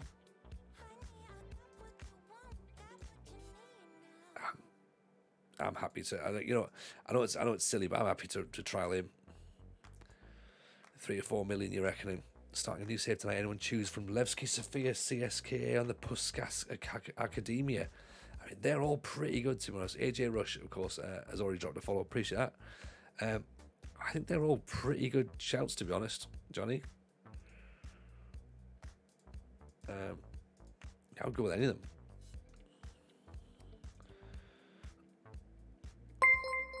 Aston M's dropped a follow, very kind. Go Etar in the second division, they're playing purple. That's usually good enough for me as well, to be honest. A little bit of help. Do I play with attribute masking on or off? Asks Ben Yates. I mean, well, you're opening a can of worms here, Ben. The question is, well, I guess there's a couple of questions. How long have you been playing the game? Do you feel comfortable playing with the attribute masking off? I like attribute masking off because I feel as though that's more realistic. Like, I don't feel as though managers would know about every single player. Like, I don't think you could be able to click on Chris Jones. Maybe you would know about him if he's played at Villa, but I don't know whether you would. I mean, I'd still want to trial him. Like, I'd still want to scout him. Do you know what I mean? Like, but it's just however you want to do it. You know, however you want to do it. No one's going to tell you what. Like, no one's going to go into your game and go, "That's wrong." But people will happily tell me in my game that's wrong. So I like without. I like to go without. But each to their own in it. Let's get a bit of a scout on him and see what he looks like. Stee's more fun with it on, to be honest. I mean, you would argue that for streaming it's probably better to have attribute masking off so that people can have a look at those players, you know? Be like, oh, you know, who's this guy look like? You know, let's have a little look. Whereas, oh great, the chairman's already starting to look aside. This is good. You know, for streaming, I guess is the thing. But we redeem player lookup. There you go, Christian Pulisic. I wonder who it is actually. Retired after playing for Barcelona. Scored 53 goals in 222 games. 225, sorry. It's kind of what you thought, really. It's what you'd expect. Each their own. I happily watch Colt Av looking through stats for 2 hours. He has no attributes at all. Well, exactly. That's the thing. And it is literally down to personal preference. Praying for a money bags chairman. Yes, but not an oil-rich one, though. We want a nice one. A nice chairman. Benny Yates in with the follow as well. Appreciate that. Colin O'Rourke there, in on trial. 6'6". They're saying maybe a fringe player, but that's because he's young, you know.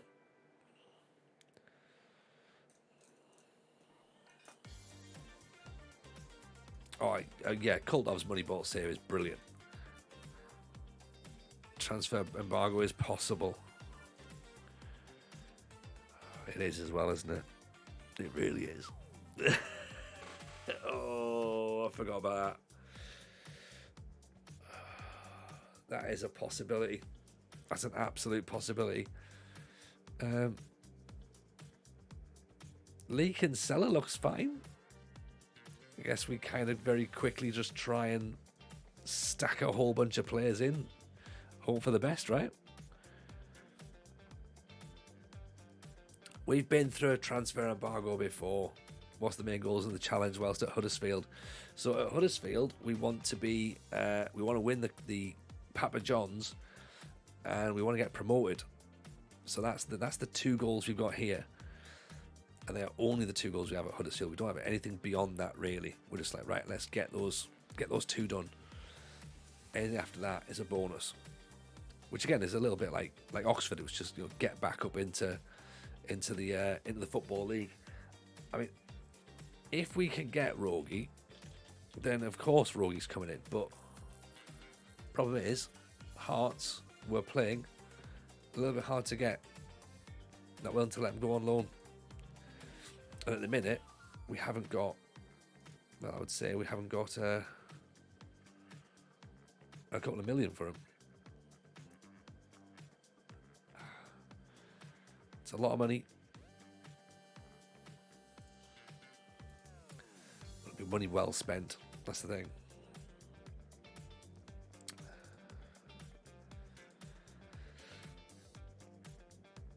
Every interview now they bring up the financial management issues. Yeah, exactly.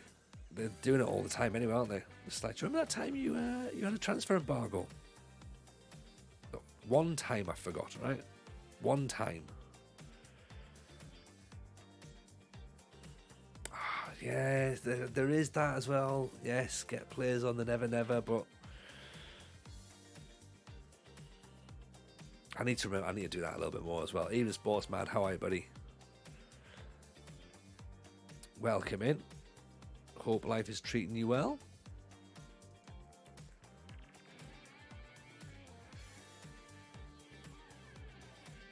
Oh, he looks all right.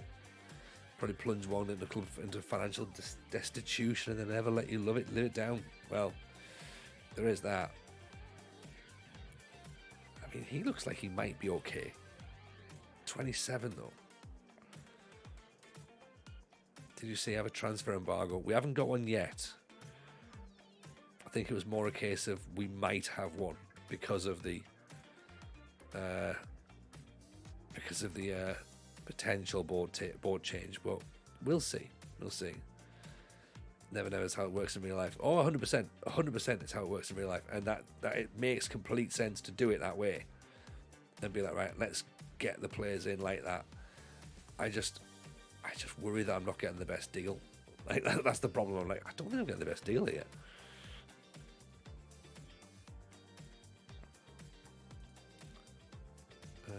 Maybe I just need to back myself a little bit more and be like, no, we can get a good deal.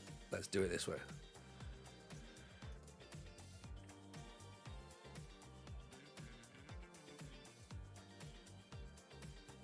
I mean, the main guy we could have though would be that lad from Barnsley, wouldn't it? Bristol City, sorry. How much would you pay for him?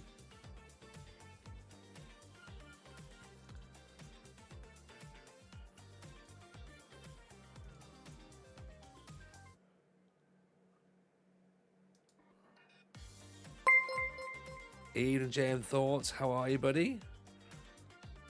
It'd be hilarious to spend loads of money and never know, win a ton of stuff, then leave and do it again in another club, trail of destruction in your wake. Potentially, yeah. Somewhere between 300,000 and 6.8 million. I mean, literally, try and narrow it down just a smidge, right? Ian James Thoughts, welcome. Please everyone do a favour and drop JM a follow as well, by the way. The Risdale Challenge, yeah. God. Ugh, yeah. This is what annoys me. Like, you get Newcastle fans going about Mike Ashley being a dreadful owner, and then like you forget there's people like Peter Ridsdale used to be an owner. They're putting clubs into, just out of business. They're like, oh yeah, but Mike Ashley didn't buy us a striker once. Like, right, yeah, that's the problem, is it? Okay. Mike actually didn't order any heads to be removed from any shoulders. Exactly. That's the thing, Mike Ashley has actually, as far as I'm aware, not ordered many. Well, no, probably some, but not all. Risdale still haunts football. Preston hasn't yeeted him into the sun just yet. Who knows what happens in Sports Direct warehouses? Well, that's not directly involved in football. That's what how about a loan option with an option to buy? For who? For who, RP?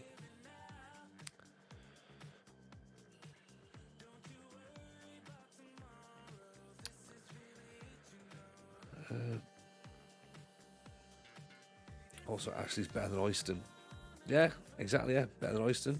Huddersfield, Jam. Yeah. We had a bit of a change. Of things around. We thought, let's see where we're at, and here we are. People say the guy's a bad owner, yet this guy's still back their manager financially. Yeah. Oh, the Bristol City guy. Yes. A loan to buy would be a decent shout, actually. I think it's definitely a case of finding out how much they want, and then we can go from there. Sam Matter, Henry Adams. Kind of has everything bar finishing. So, maybe not a striker. There's O'Rourke in there. There's Bright Zenk. Remember him from Sunderland a few years ago? JT, yeah, I love to hear the debate about attributes. Asking my take is that I've enjoyed FM so much more after disabling it, so you can now see the attributes. Time perspective is the biggest upside for me. Oh, 100%, 100%. I completely understand it, and as I say, that's why everyone has their own different take on it. Like for me, I would rather do it that way, but like I get the fact that there's people in the stream who would be like, I'd rather we could see players. You know what I mean? Because when you're trying to look at players, going, oh, who should we bring in? We don't know. Like it takes a long time because it takes a long time in real life. A Sunderland fan, Fraj. So I think some people will be like, just click on this guy, see all of his attributes, and then you're away. That'll be what you want. But yeah, I like things a bit more tricky and a bit more time consuming. Even when I'm playing offline, I still have attribute masking off. I can't just be like, and again, I don't even play. Again, I'm the thing of, I'm in it for long term, so I'm not sort of trying to fly through quickly and be like, oh, I'll just grab a quick Champions League side. You know, it's not that. Orlando Kelly, yes, that was mentioned, wasn't it, in the chat there? Pricey, with his numbers look good on the bench. Up the Mackhams. Is that yours as well? Is it Brad or a BCFC? Maybe a Birmingham City, possibly. Thinking. Let's have a look at Orlando Kelly, shall we? So you can play all over the place, and yes, you did pull up in your thing. To be honest, I don't mind him asking now. Scouting is so much better. Yeah, exactly. And you know what? And that's the thing. Like things improve slowly. It wasn't great before, you know, and it does get a little bit better as time goes on. Stuff will need to be worked, but you know, just gotta wait. It's a video game at the end of the day. It's not, you know, it's not the end of the world if it doesn't work properly, you know. US Orleans want Ben Musa. No, my client isn't interested in speaking. I don't feel a deal can be reached in contract discussions. Fine, you can stay for now then. I have the attributes hidden as well, similar to you. I like the long-term journeyman saves. I like to rely on the scouts. Exactly. Each their own. Depends on the type of save. How quickly you want to get through the save. Oh, yeah, 100%. Like, if you're just going to bomb through a save in 3 seasons, attribute masking isn't for you. Like, I don't know what James doing in Mexico. I don't know whether this is a long-term thing or not. But I imagine he's not in it for the short term. Like, you don't just jump to Mexico for something. And go, you know what? Yeah, I'll do 3 seasons in Mexico. That'll be me. Ever done the save in NA? I'm presuming North America Mariners. Yes, I have. I've done the old MLS challenges. I quite like it. So Radoni wants to make a move, so we could potentially sell him, or we could make him play all season and hopefully he can fire us into the championship. That's what we are. I'm Crony. Tips for making the transition from National League to League One. I'm about to start the off season after promotion. To be fair, what you probably notice, Crony, is when you go from National League to League 2 to League 1, the step up's not really that big, to be honest. We did it when we were at Oxford. We bounced, so we finished second in the National League, lost the playoffs. Then we finished first in the National League. Then we finished second in League 2 the following season and got straight in to League 1. So it can be done. It can be done to just bounce straight through. So it's when you get from League 1 to the Championship, that's when the grind happens. You know, the step up is massive because you've got teams obviously dropping down from the Championship into League 1, or teams dropping down from the Premiership into the Championship, and that's when it's really tough. So yeah, that's what I'd say. I would say that look at those jumps. National League to League 1 isn't that big, really. Leighton Lussey, transfer listed, I think, maybe, or at least available at Coventry. 4.6 mil. I mean, again, maybe a loan. Dylan Gannon, another Peterborough lad. Jumping reach possibly okay. Marking's not very good. Tackling looks fine. Anticipation looks all right. He might be okay actually, apart from his marking, obviously. Well, you can also do Sheffield Wednesday and get stuck in League One. You can, yeah, absolutely can. Only idiots would suggest that as a challenge. Do you know what I mean? Because nobody would do that out of choice, surely. This guy.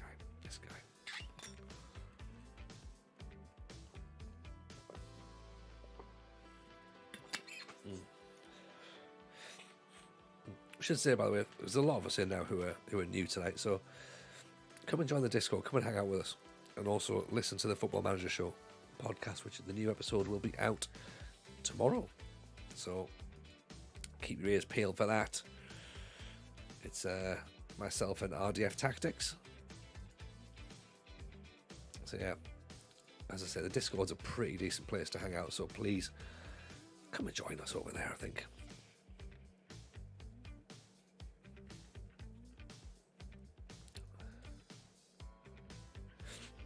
Terry Taylor? 32. We don't need Terry Taylor. I think Dominic Ebbers. He's wanted by Blackburn, Cagliari. Aaron Corpal. We looked at him at Oxford as well. Drysdale, 6'6". Best. A lot of these players, I'll just look at their height and just be like, right, they're tall enough to do well, aren't they? So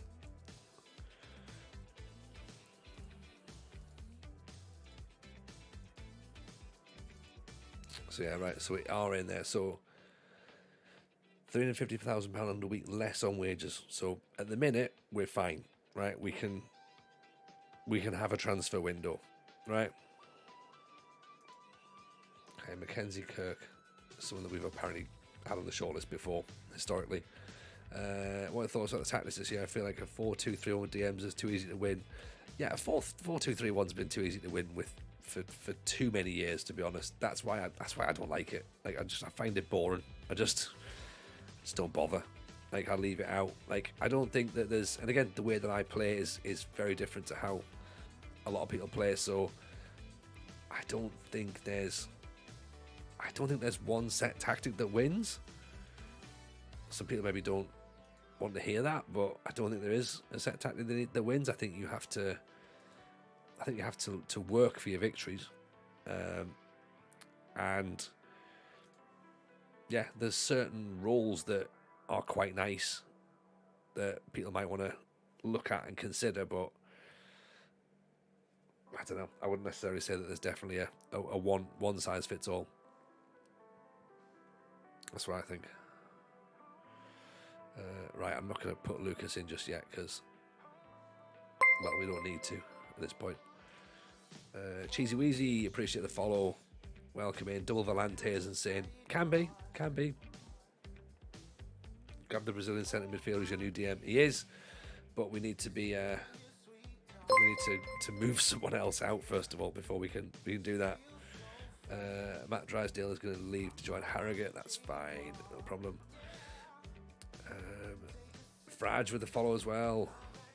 I found you need to be more flexible. You do. You have to have plans. You can't just be stuck to one thing and go, that's me, that's my plan, that's how it works. It's, you know, it plays like PvP essentially, so you've got to be prepared to make changes, and you're gonna sort of like have some moments where you're looking at it going like, oh shit, we're having to try and change things on the fly, and maybe things you haven't fully thought through, but that's where you are, you know. Player attributes and tactics. Best tactics turn a relegation team into a boring mid-table team. It's definitely more about getting the best out of the players now. As well, I mean, we debated this on the pod last week. Isaac, welcome in. Appreciate the follow, by the way. And MD Games as well. Very kind. Thank you for those. We debated it on the pod last week, and the idea about when you get promoted or relegated, like, you're now having to think about, right, if I get promoted and I've got quite a free-flowing tactic, I'm quite aggressive and like bombing on. When you get promoted, you're gonna have to like be a little bit more pragmatic when you get promoted, because you can't just go balls out from the start, because you might get caught out.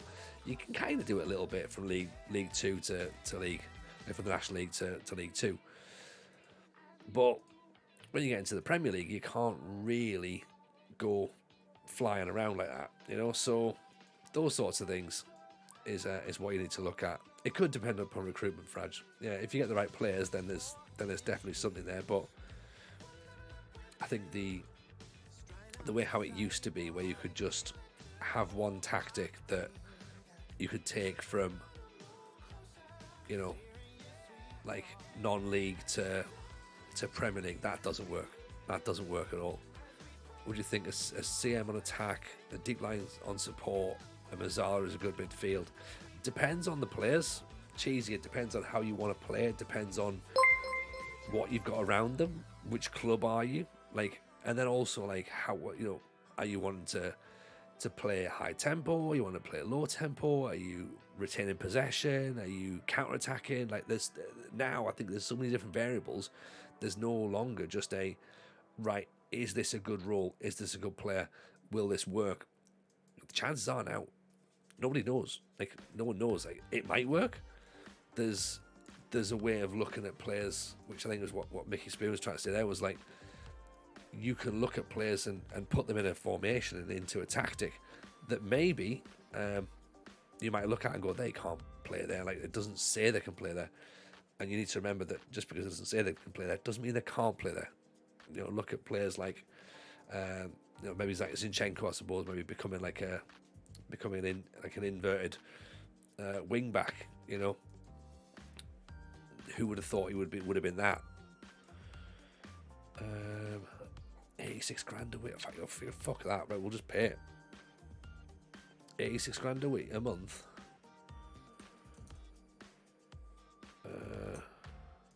So let's try and take it off first. If not, then 5 grand. Calling it a night. Yes, no worries, James. Appreciate that. Very kind. Appreciate the raid. Thank you so much for it. Right, 1.25 maybe for Rogie, possibly. We'll have to see. Nathan Ake as well, yes. Where did Nathan Ake play? Was Nathan Ake a midfielder, was he? First of all, we'll we'll try and buy Rogie, but the problem is that if we go in for Rogie, Derby have made a loan deal for Chevron. So have we. Millwall want to try and get Hughes bought. Bugger. 2 players we might lose now and then. Pizza Cup is the massive trophy. The Pizza Cup is the biggest trophy in world football, I think. Do you play with a ball-winning midfielder? I mean, if we can get him in, then yes, yes we do. We absolutely do.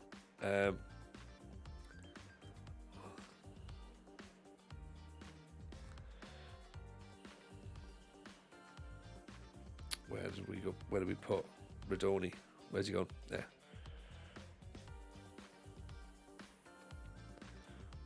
I'm going to go back to this, actually, because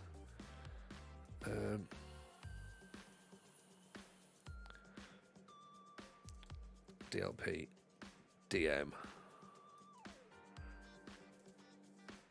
Ball and defend. Partnership on the left. It is. I don't know whether. I don't really know what I want, though. Beat Salford, do it for Valencia.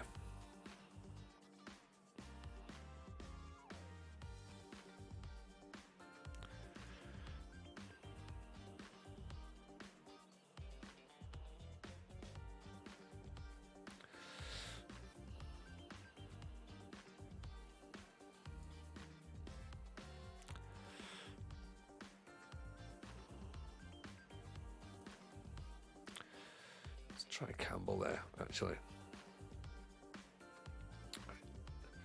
Injured left back. 2 days. He might just have to play, you know. Allardyce could go there, I suppose. Barnett could go at left midfield. Guarantee Will Still never took this challenge. No. I bet he didn't as well. I mean, look at this. Games back to back. Salford, Preston, Wigan. Salford's the biggest match, though. The other two games don't really matter. Like, in a sense, the board are expecting us to lose. That's not good, is it? In a sense, if we win the Pizza Cup and don't get promoted, that's not the worst thing in the world. Grow up and get his coaching badges. Yeah, absolutely. And oh yeah, he played Football Manager once. Great. Like, is that where we are now? It's not Will Still played Football Manager. Great.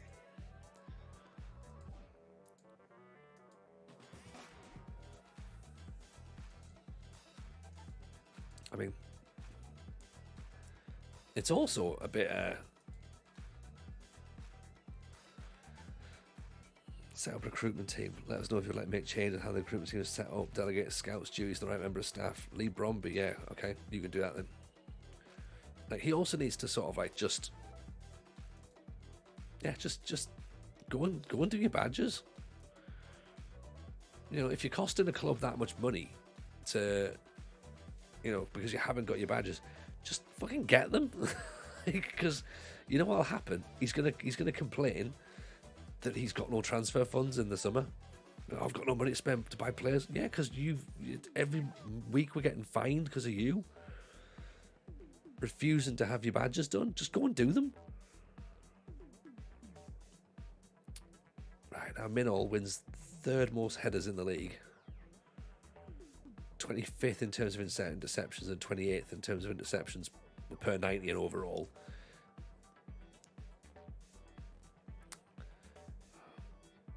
Now, jump reach 14, heading 16, bravery 13, anticipation 10, not great, positioning 12. He's not bad, actually. He's not bad. Plus, he's fairly cheap. Is he doing them or hasn't done them? I don't know. Like, I think he maybe did them on FM once or something, and then don't know. Aguilar, lots of money. Time to leave it all here for the night. Bruins game's about to start. That's my focus. Get Chevron in. Hope so, Rogie.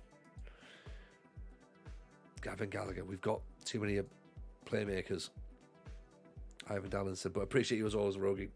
Absolutely. Romario Price at Dundee.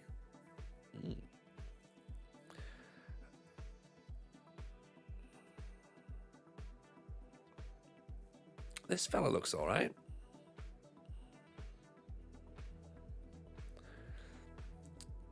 $45,000. Jumping reach is a concern, right? But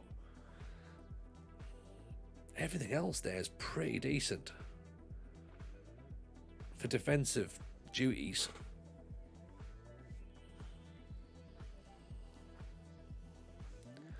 Good decision making, good anticipation, good concentration, strong, decent positioning, tackling's all right.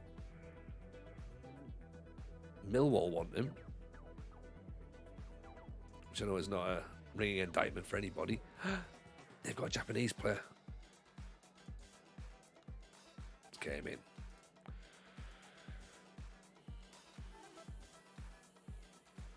Who's a Scottish striker? Brash.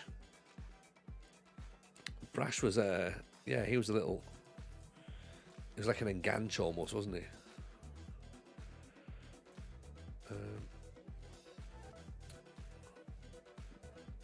Denies FM, but then goes unbeaten. Run FM gods are against him now. Romario Price. Dundee. Striker. What about Hibs? Do we know how much he was worth? Hydrate. Not before we do that.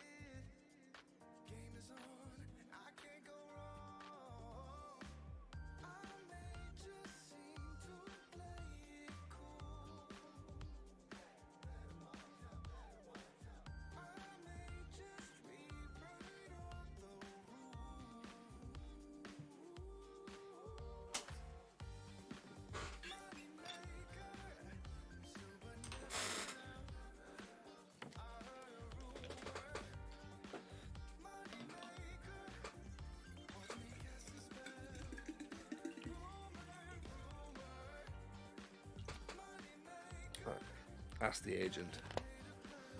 Getting there before Hibs do. Look at his stats this season or attributes this season. That's the question. 11 in 19. Oof.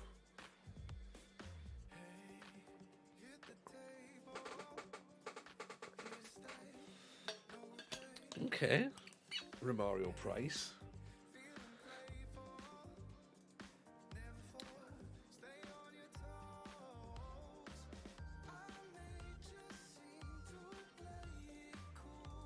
Couple of hundred grand.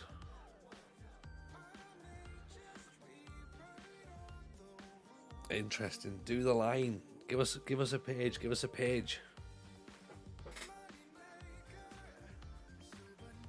How long is the Michael Owen book? 331 pages.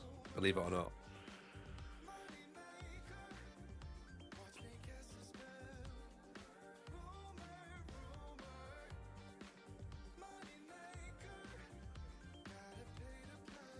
Captain redeemed it. Yeah. Come on, Captain. Give us a page number. 247. Have we had that one before?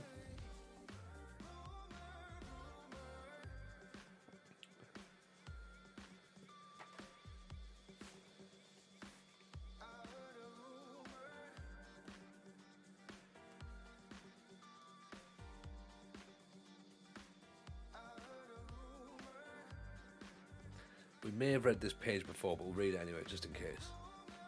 I'm not 100. I'm not 100% convinced that we have or haven't read it. So, for some reason, the card schools that are struck up on England trips are made to look like some sort of shameful activity. The issue first arose when there were pictures of us playing cards on the bus during Euro 2000. We are England footballers, not criminals. I'm sorry, but you'll never stop grown men playing cards with a bit of money on the side. And that's fine, provided common sense is observed. We're talking about something completely legal, which isn't harming anyone else, and which, despite the hysteria, isn't even close to being out of control. We earn good money, we're having a bet, it's not as if we're doing anything wrong. In international football, some issue or other always rears up before and after tournaments. 1 month, a couple of England players have had a few drinks on a night off. The next week, there's a gambling culture in the squad. It seems there always has to be something negative for people to have a go about. If anyone had asked me, do you play cards in the England squad? I would have admitted it. Why? Because it's not a crime. Nor were we irresponsible. The first thing to remember is that on a 5 or 6 week trip, boredom can very easily set in. When friends come round to my house, it never crosses my mind to play cards. For me, it's a feature of life on the road, and that's it. As a professional footballer, it's part of your regime to relax after training and games. You're not meant to be dancing, you're not meant to be running around, you're not meant to be doing anything stressful. You have to relax, you have to put your feet up. There you go, that's Michael Owen addressing his gambling demons. I mean, I don't know. He only does it when he's at work. He wouldn't dare do it at home in front of his wife and his kids. Playing cards. I mean, big question, did he once dance so bad they changed the club policy? Who knows with Michael Owen? Oh, it's... I don't even know. Boredom sets in, just ask anyone who sat next to me on the bus. Yeah, strange how Michael Owen realises that everyone gets bored, isn't it? Oh, you're all right, Michael, I think it's bedtime. Just because, you want another conversation about horse racing. Yeah, great. Thanks, Michael. Bye now. What a boring cunt he is, isn't he? Lucas Ruggles, what a name.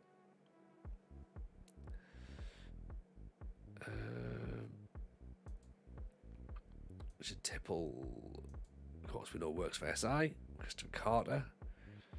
Sergio Sertori. I mean, he's Brazilian. Are we going to get a Brazilian at all? 23 grand. We're not paying his wages, that's for certain. Not paying all of it. I mean, we might have to, but I'd rather not. The fact is, we can afford to pay it if needs be. Giuseppe Giawa, as well as another player that we can maybe get in. We've got him on the shortlist already. What a time to pop in. Hello, Scott. Welcome in. Adam Jackson. See again. Like, does work rate not really make a difference for centre halves? Because I sort of feel like they're just these sorts of players have everything else, but the work rate just seems to be really, really low. Sometimes when I really laugh, I read the Michael Owen transfer brochure. It always makes me laugh. He's a wonderful player, isn't he? So erudite, so thoughtful. God, he writes rubbish. He's a published author. Do you know what I mean? This has answered my pre-stream questions. Welcome, Stephen. How are you, buddy? What was your pre-stream questions? There's the question I'm going to ask. Martin Brown, one of the best centre halves of my last saved shit work rate, was just solid. Okay, that could be a thing then. Marty Brown, another playmaker. I need him to be a tackler, defensive midfielder. Marking's not great. He's sort of got everything else, I guess, really. Where I look at it, you don't want to work in too hard chasing our position. Yeah, fair enough. All the question was about the new club. Got ya. Yeah. Well, we did that last night, Stephen. It was all set up, ready to go. Thomas Stacey. I mean, do you want to come and have a little bit of a look around? Maybe you'd be better as a. We could do some more defensive players, but just a little bit looking into it. Michael did actually write the books himself. I know, that's the depressing thing, isn't it? Like, he genuinely did write that. Like, he can't even pass it off and be like, oh no, someone else wrote it. Like, he genuinely wrote it.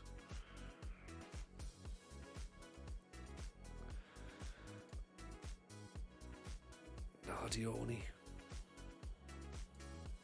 Checking my own centre backs right now. Work rate for the first team between 10 and 4. Yeah, see, that's what I'm thinking. Like, if my players are, like, if the club is obviously now like lacking work rate, then I imagine then maybe I don't want to be putting more into that, you know. 3.5 mil up front for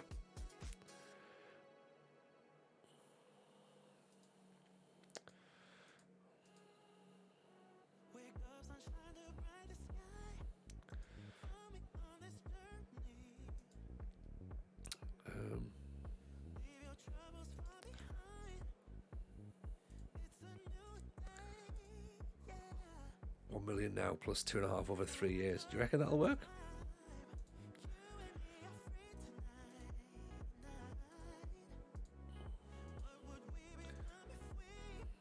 I mean, he would be superb, but I can't imagine it happening.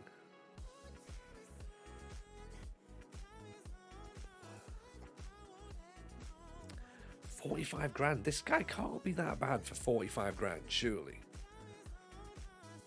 As a defensive midfielder, he'll do everything we need. The only thing he can't do is he can't jump. So we'd have to play him as a double DM, have him as the defensive midfielder, and with the segundo. He's sort of got, yeah, as an option, he's got a bit of everything, hasn't he? 45 grand's nothing as well. 1.6 to 1.3, and then 4 million over. It's a lot of money. It's not our money, is it? Do we need another DM? Yeah, basically, yeah. Yeah, we definitely need a DM, really. But we need a centre-back first. Right, I'm going to chuck a whole lot of wages at him because I'm concerned that Millwall are going to go for him. So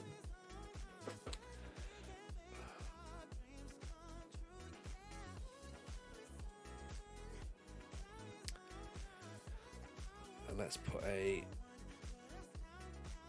minimum fee release clause of 30 million in there, I think. Should be fine. Give him a bit more wages. We've got those monies, to be honest. Kempy, welcome in. Appreciate the raid. How are you? Welcome. Welcome, everyone, by the way. Welcome who's brand new. Nice to see you in. How's your stream, by the way, Kempy? Kempy Army is here. Welcome in. Welcome in. This is the British Steel Challenge we're doing over here. We are currently managing as Huddersfield. It's our, 7th club, I think, now, to be honest. 8 trophies we've had so far out of the 35 that we need to win. This is probably one of the most important games that we're going to play right now, which sounds really bizarre because it's Salford away. Mind-boggling, got raided by Zealand. Oh, mate, excellent. The Zealand raids are fun, right? The Zealand raids are great. Like, you need to be happy when you get those. So well played, well played. Glad you enjoyed it. Hope the stream was fantastic. As I say, welcome to this. We don't have Zealand over here, but we have a pretty brand new Huddersfield side that we're learning with. We're sort of trying to see how we can get them to work. Transfer windows open, which is interesting as well. So we can obviously try and look to build the side from now. The reason that the match here against Salford is really important is because we obviously need to win things, right? So this is what we've got. Okay, 12 seasons in. Things in yellow are what we can play for this season. So yellow, we can play for the Papa Johns, we can play for the FA Cup, we can play for League One, and this in green is what we've already won. So theoretically, if we don't get promoted from League One, it's not a problem as long as we win the Papa John's trophy. So that's where it is, and this, of course, is what we've already won so far. So we started in Northern Ireland, we got promoted from the 3rd division, we won a cup. We took over Portadown in the Championship. We didn't really do much there. We took over Dungannon, won a cup. They were the team in the Premiership. Then we got the job at Linfield, won the Premiership, won another cup. Moved to Oxford, who were in the Vanarama National League at the time. Got promoted. Well, actually, we won the Vanarama National at the second time I asked, and then got promoted from League 2 and won the FA Trophy. So nothing at East Fife for 18 months. And for actually about a year, in fact, in total. And then here we are now at Huddersfield. We've been here for 2 games. I say 2 games. This is game number 2. You've already got the Jewel in the Crown, the Mid-Ulster Cup. We got that. We absolutely got that. So, right, here we go then. We're going to see what we can do. Hopefully this will be. We need to beat Salford. As I say, we've had 2 matches. This will be our second match. We narrowly lost against Bolton in the in our first league game, 1-0. We're trying a slightly different formation today. They're playing a 4-2-3-1 because, of course, they are. We're going with a 4-3-3 just to see how it looks. We're trying our best to get a couple of centre backs and a striker in January. And we could also do the right back as well, but we'll have to see what happens.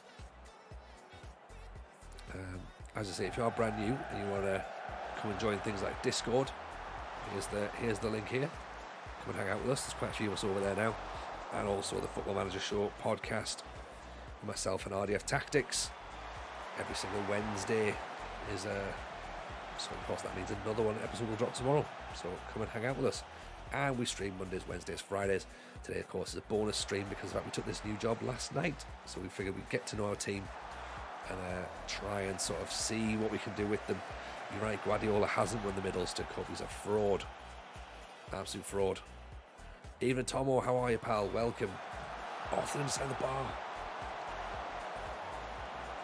Unbelievable.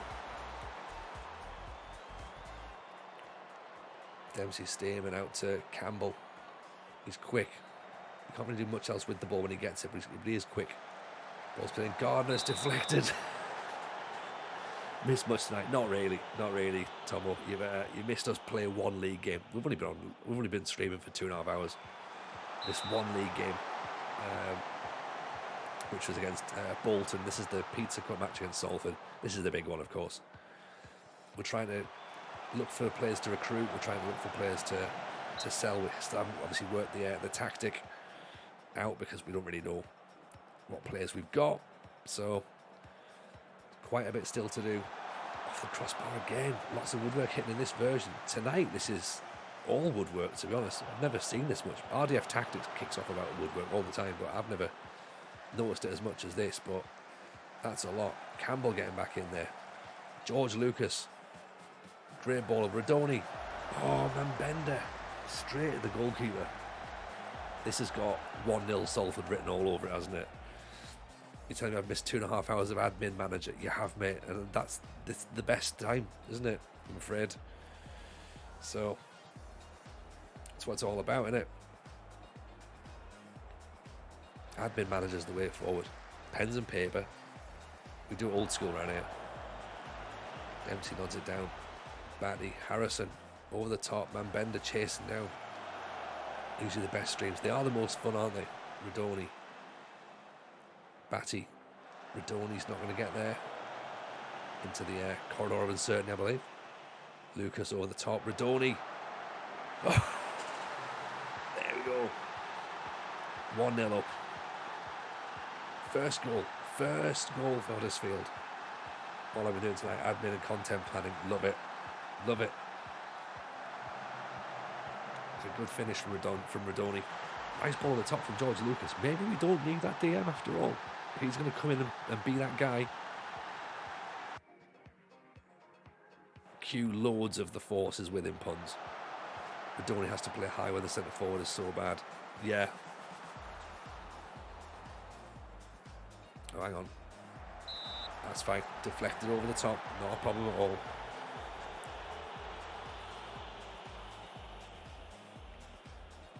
We have to work out what our defensive shape looks like in this one. Maybe we'll drop the players down so the wingers come down to make a 4-5-1 if needs be as well. Right, first half's pretty good. 10 shots, 4 on target, 1.64 XG, 52% possession. Passing looks reasonable. Ball's pretty much coming through Batty, who's knackered, to be honest. So everything's down the left-hand side, really.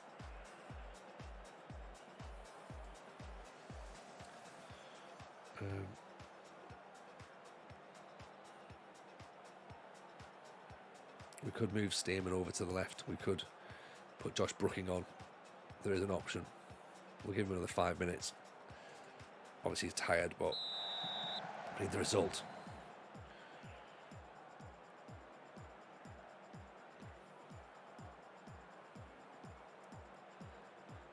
We're charging about as well. Maybe we don't need to be dashing about after about 55 minutes, 60 minutes. Maybe we can start to look to regroup and make life a bit difficult for them to try and break us down, possibly.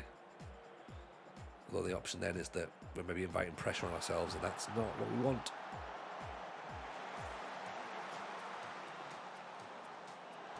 For example, here, parry, loads of space.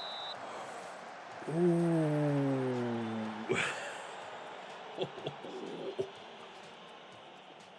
Dodgy goalkeeper or what? Keep again. Just pouring at it. Somehow we got it away. We did say we needed a new goalkeeper, didn't we? I think he's proven that yes, we do. Gardner. Better side, Lucas. Wins a corner, I think. Yeah, corner. Right, I think we're going to have to bring Batty off, I think, because he's tiring a little too much now. Gardner with the ball in, headed away. Lucas picks it back up. Goes down, that'll do. Gardner gets himself in on it. 2-0. When's Caddy signing? Well, soon, I hope. Soon. I tell you what, Lucas is He's trying to make a point, isn't he? Obviously, he's been out. He's coming over here and he's like, right, it's time for me to have a go. Let's put Ralston on there. Let's see what he reckons. Is it worth bringing another player back into play DM at this point? Not just yet. Let's keep it as it is. Lucas looks like the player the chat renamed. Yeah. He does, doesn't he? Like you'd imagine that like a player like George Lucas would be someone that we'd have had, but Campbell goes down the line, pulls it back. Harrison. Oh, there's the man. Alfie Harrison. There's the first thing about the force as well, which I completely go with. We have to do it. Harrison smashes it into the top. Great finish. 3-0 up. Now we're talking. Pizza Cup is coming home. This is why we're here. Ignore the league. Great ball, man. Bender's through. Yes. It's 4. This is what we're talking about. 4-3-3. Good ball over the top. Hillinger misses it. Man Bender. Bang. Near post. Still 30 minutes to go. He's miles onside. Miles on. What a finish.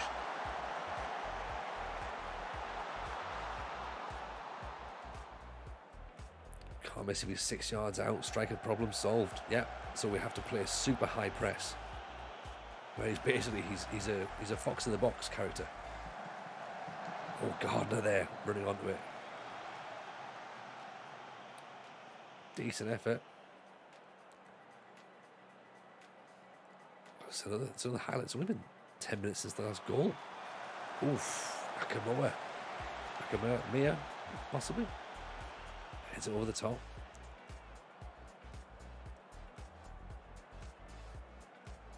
Right, I don't know if we're going to be able to play the same team in the next match, because presumably they're all going to be knackered now.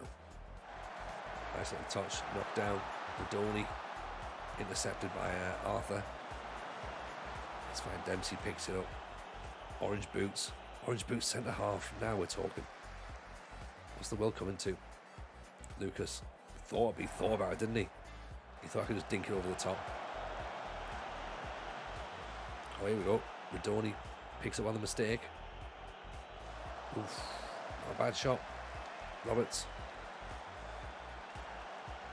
I think we can probably slow the tempo down a little bit now. But then again, 4-0 is good for morale. 5-0 is good for morale. Oof. Give away a free kick right at the death there, I think. Let's just... We're already playing slow. Interesting. I mean, there you go. 19 efforts. 8 on target.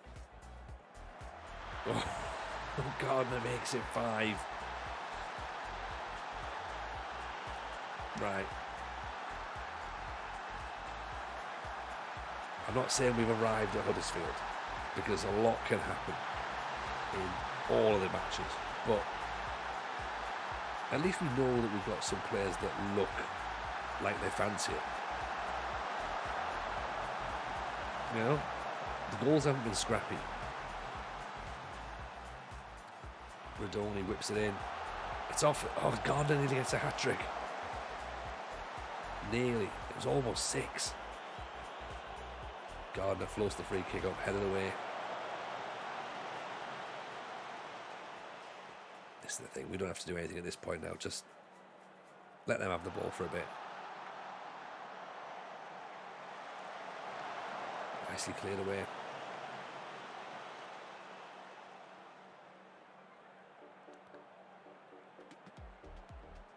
Ball's inside Mabenda.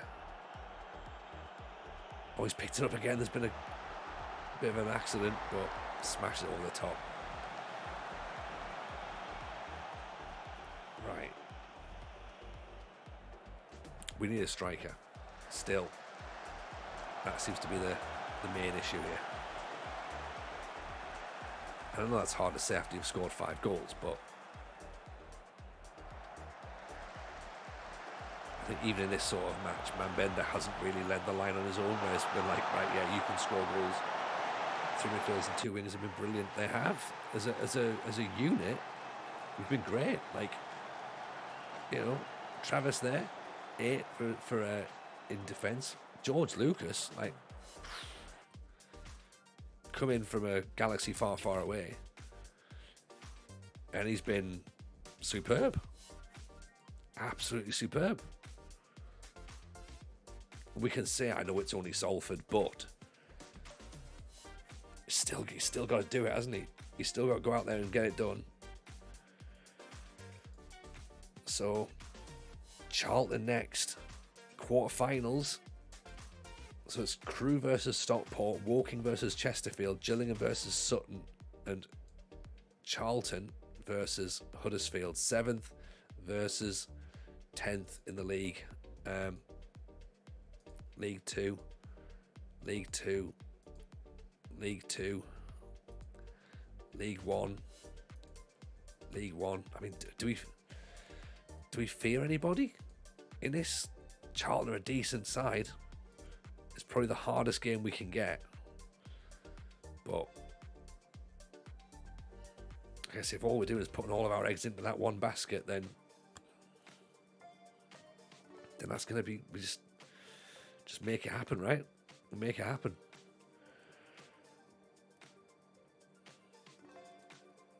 Leon Chiwome.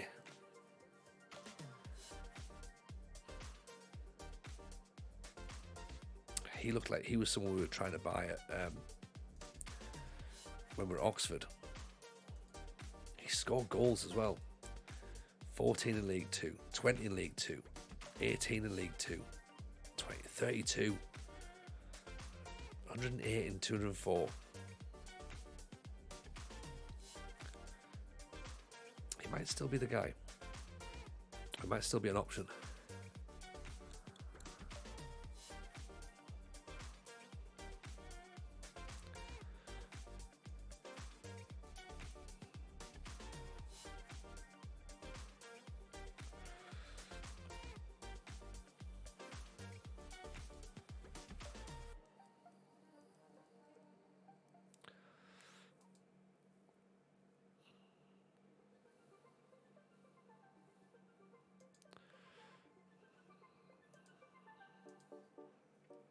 Here's the guy from Dundee again. Yeah, we need to have a look at the Dundee lad, don't we? Romario or something, wasn't it? Romario Price?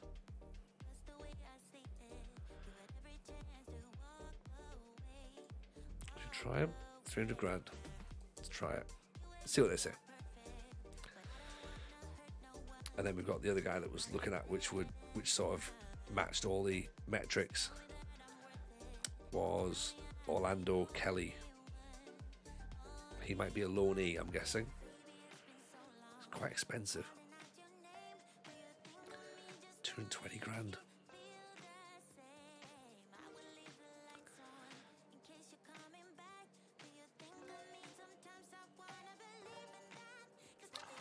So Preston next, and then Wigan. So Preston, FA Cup actually. Wigan 12th, Birmingham 6th, Accrington 24th, West Brom 19th, then Charlton. Finishing might just be as bad as the current guy. It might be. Colin O'Rourke as well is getting a little bit more notice about him.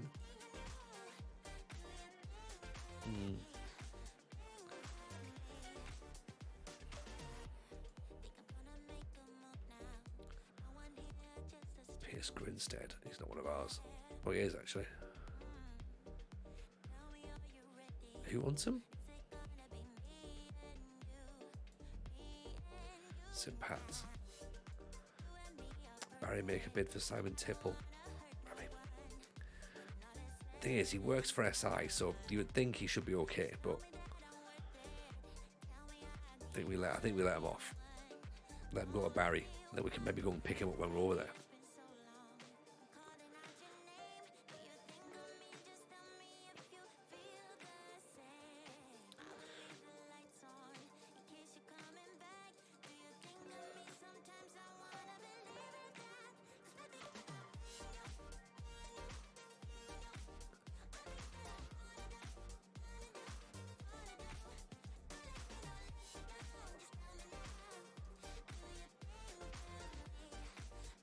Okay, so at least they're open to the possibility of him leaving.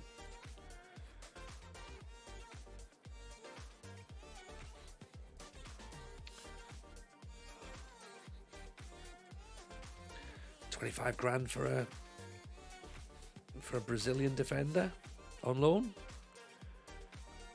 Jumping reach is only 10. Leadership is 16. Passing, teamwork, work rate, technique. His marking's not brilliant. His header's not brilliant. Can play fullback though. I think that's not a bad shout at 23 grand.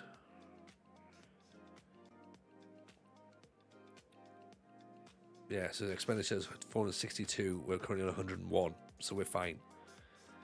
Looks more like a DM. He's got. He can play all over the place. So, we can certainly have a think. A minimum release cost of 375 grand. Let's get him in then. Mark Lloyd Lewis, the Glen Torren goal machine.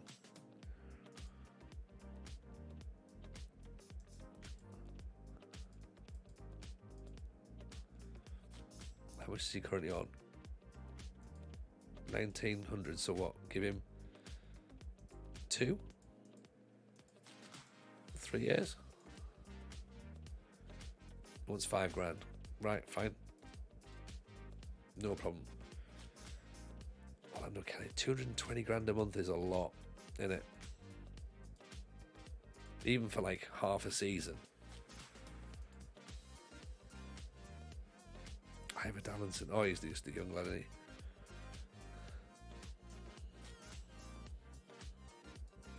Fringe player, 3 grand, maybe? Fine.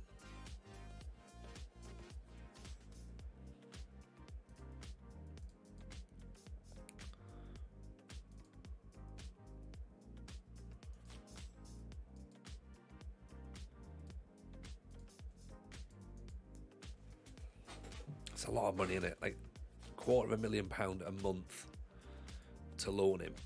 I don't think we've got that sort of money. John McGill though, wow. Okay, they're suggesting an absolute signing.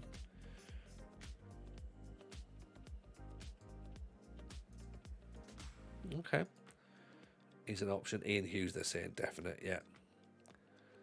I mean, look at that Brazil. Look at that French lad, Alexander Jimenez.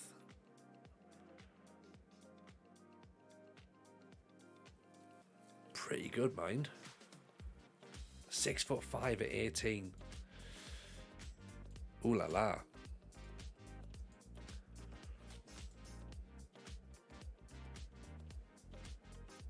Right, let's see if we can get a £11 million. Yeah, well, I was thinking more about loaning, possibly. That might have been the way that I was looking at. Goalkeeper. Speaking of loans, goalkeeper.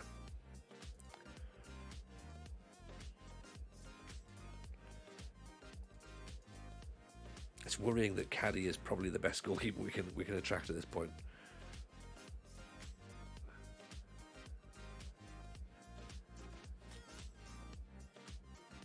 Francisco Bellman, where's he from? From Valencia, on loan from Cardiff.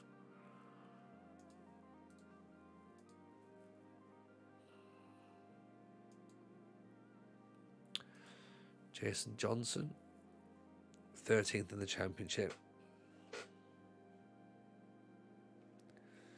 Deals with crosses and high balls in the penalty area.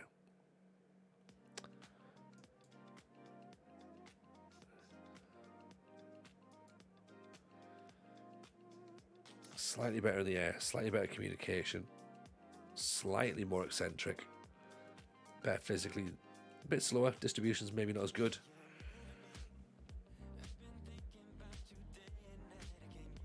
Aerial reach is better, command of area is better, communication's better, handling's slightly better, reflexes are slightly better, determination's a little bit less, vision's slightly better though, so maybe his distribution could actually be better. But his kicking,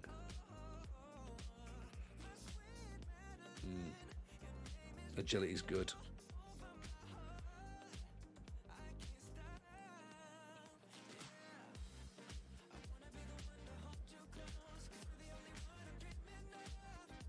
Likes big matches, good aerial reach, good League One player, exempt from registration. Up the Huddersfield, says HTFC James. Yes. Slow. He is slow. That is true. That is an issue.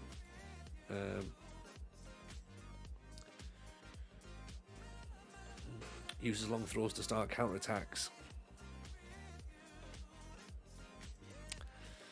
We'll see. We'll see.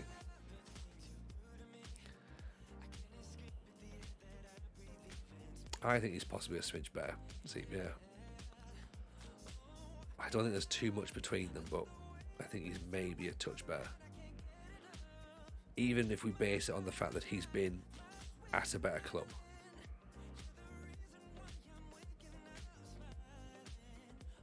Check the backup keeper at Ross County.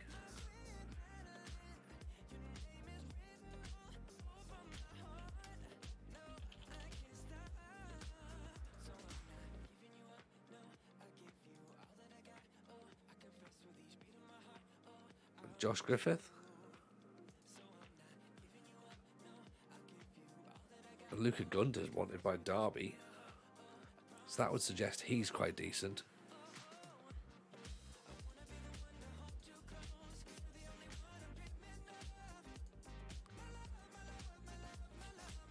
Third choice. They haven't got a third choice one. Unless it's in the reserves. Sam Long? This guy?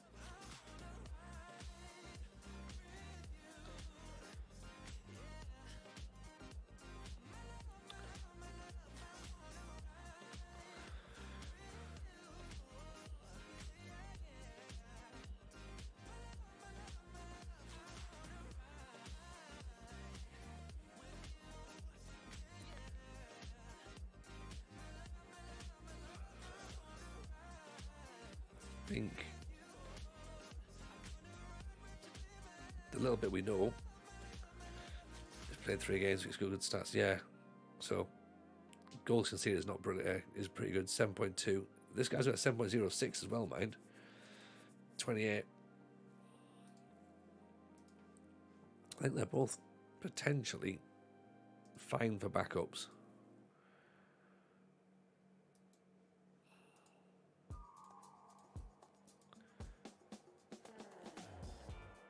Any of the original Huddersfield players still at the club? I don't know. To be honest. We've only just taken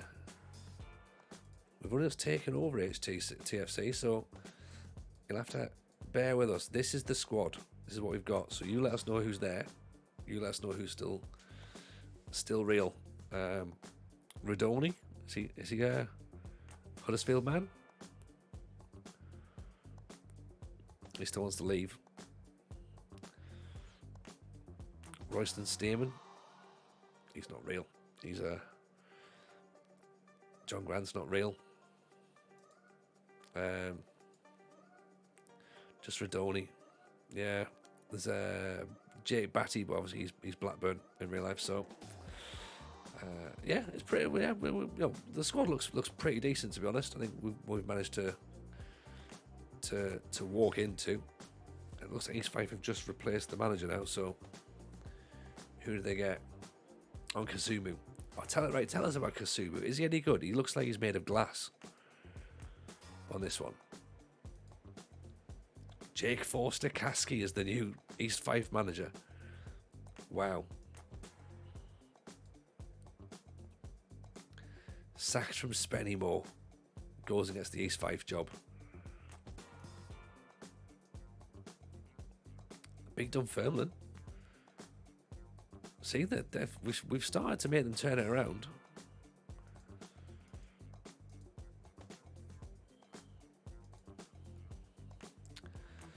Right, let's see how we can get on with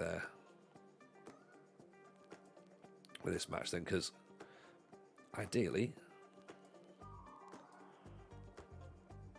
we'd like to keep this run going. So more of the same, please, boys. if you can do. Very high energy players lacks a bit of technical ability at the minute. That makes sense because he's 36, I think, at the minute. In our game, his mental stats are brilliant, but his physicals are just non-existent. Like a wind would injure him by the looks of it.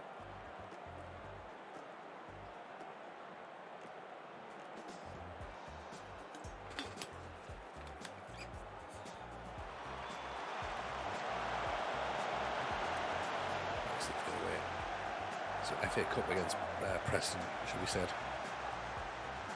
Should check where Preston are. Are Preston in the Championship? I think they are, aren't they?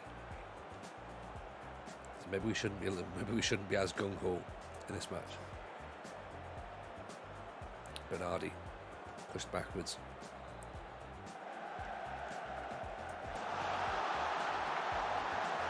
Yeah, maybe we shouldn't be as high up as we are.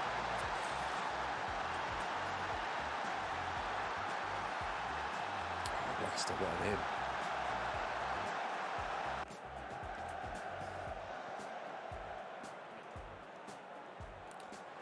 I guess we've got no choice now, we have to attack.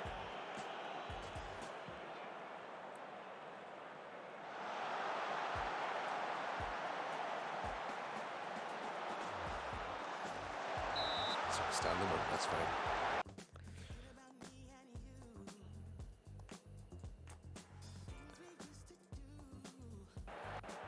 Same ball with the left back, yeah. It's because the left back's on attack, that's why. So we'll pull that line back a little bit, see if dropping support helps. There we go.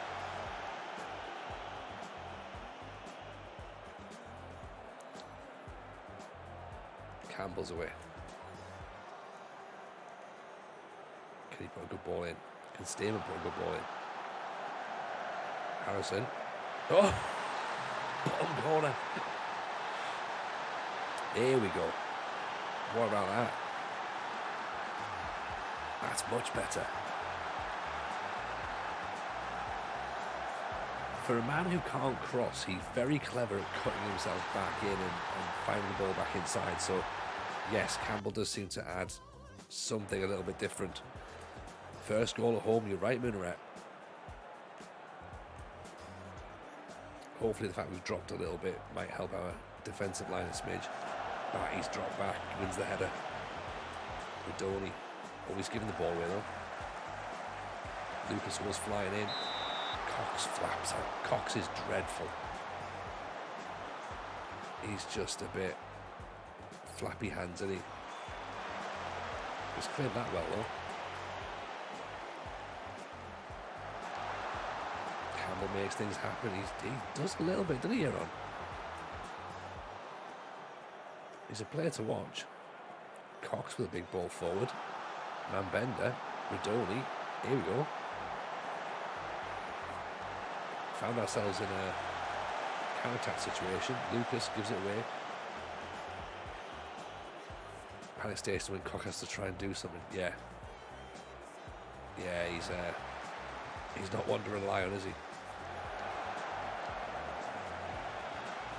He doesn't instill confidence, I don't think. But this is pretty good though. So far. Bernardi. Inside, good block. Lucas on 6-3. What a difference like this, the next match makes. 8.2 against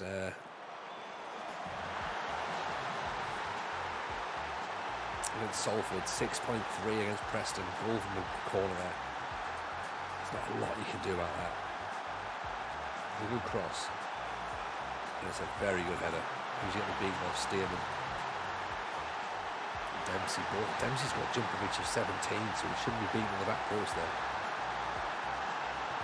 Oh yeah, he's going off at half time. Absolutely.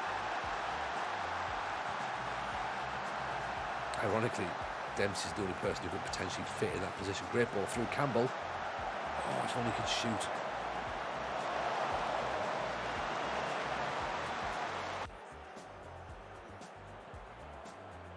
That was our moment.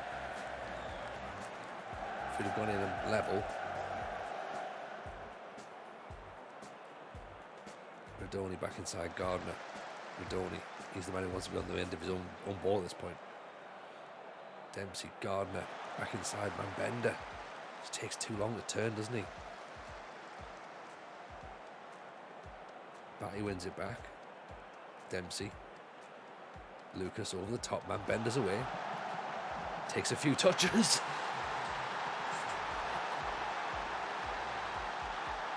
Makes it 2-2.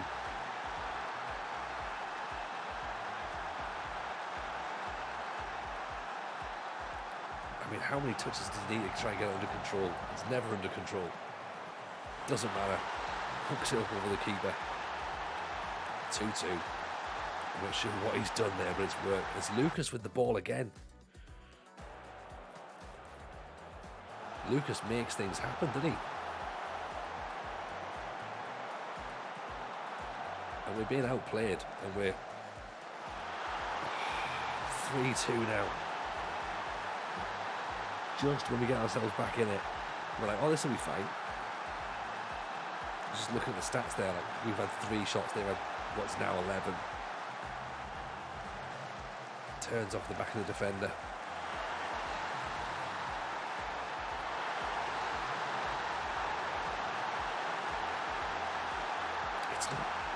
It's not a terrible first half performance.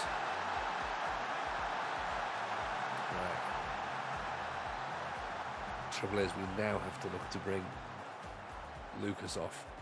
He's on 6'8" now. He's starting to step up a little bit.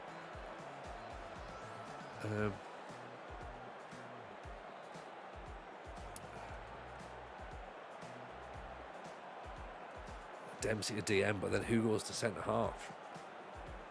They just made us the birth certificate read Cox Wild Smith. Absolutely. Absolutely it does.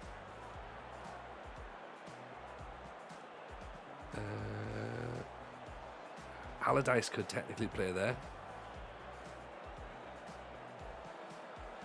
Technically.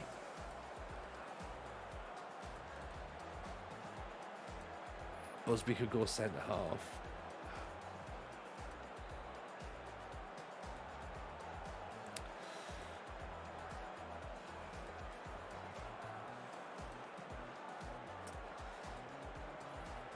Or we put Radoni there and we put Bermuza out wide. Bermuza, like that.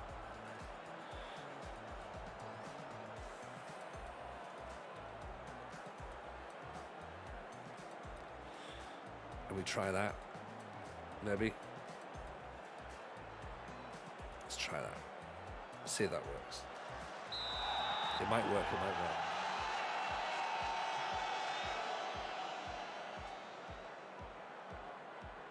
It might be crazy. It might be like, I understand the concerns with Allardyce's aggression of 20, going like, oh, you know what? You know what's a good idea, Allardyce? Get yourself on when it's a little bit tense. Do you reckon you can do that for me? Oh yeah, 100%. Gardner. Campbell can't get out. Stee. We can always bring Allardyce on for Batty if needs be. Dempsey, Bender gives the ball away. No. Gives the ball away high as well. Nicely challenged back though by Bermuza. And Bender nods it down. Gardner. The 1-2. Can't keep the ball though, can he? He needs a bit of support. Does Bender. Campbell's on a 6-5. Gardner's on a 6-5.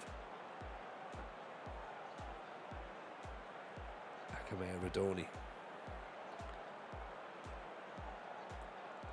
Radoni, Harrison. Turns around. Campbell should have been going for him. Oh.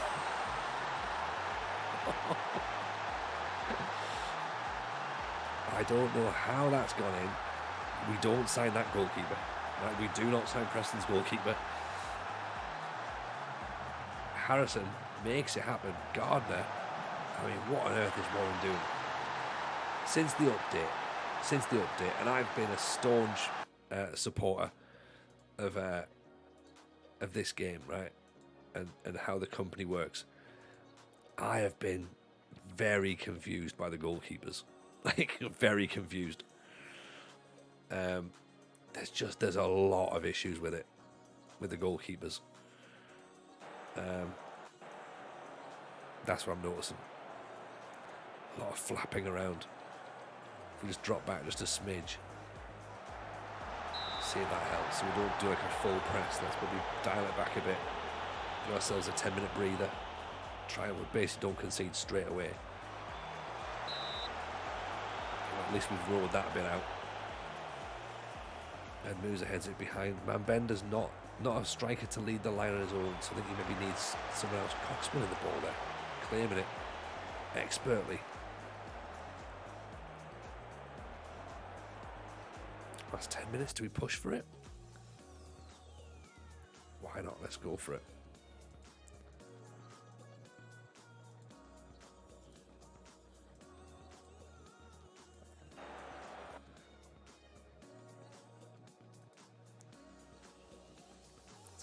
Play for set pieces as well, actually. Last couple of minutes. Still very much in this tie until now. Oh, Cox has made a save. Cox has saved it. Giving the ball away. Oh, we haven't. Mambenda wins it back. Dempsey, Gardner gives it away. Longman over the top. Oh.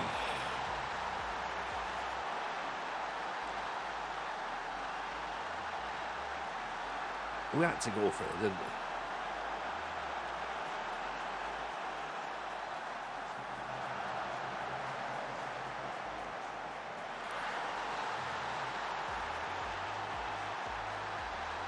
Gardner corner.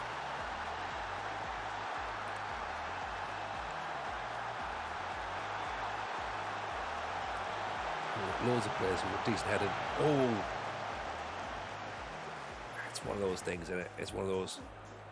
On the face, like, overall, we deserve to lose. It's not like we can sort of be that way. We've been robbed.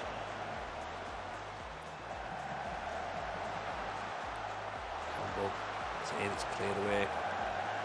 Batty, Gardner. It's giving it to nobody.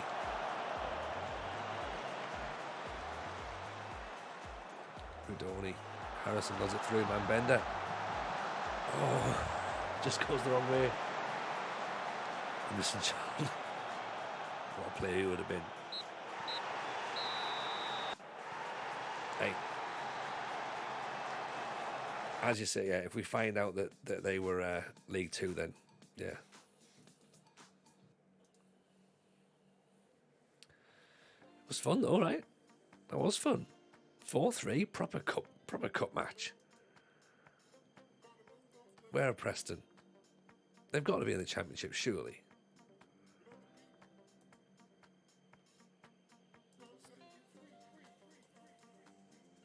Preston Championship side. There you go.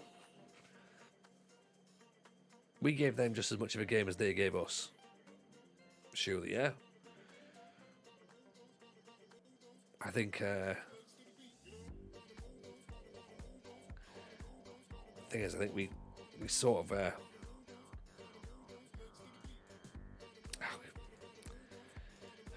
should I be upset? I don't know. Maybe. I'm not sure. It's fine, isn't it? Goals per pound on the ticket price, bargain. It was a great match for the neutrals. The neutrals had a lovely time. You know, it was just one of those games where, unfortunately, didn't quite get the result, but.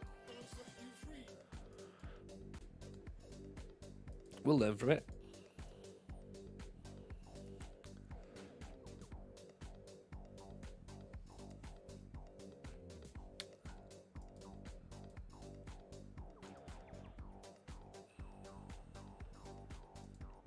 Let's see what we can come up with, yeah.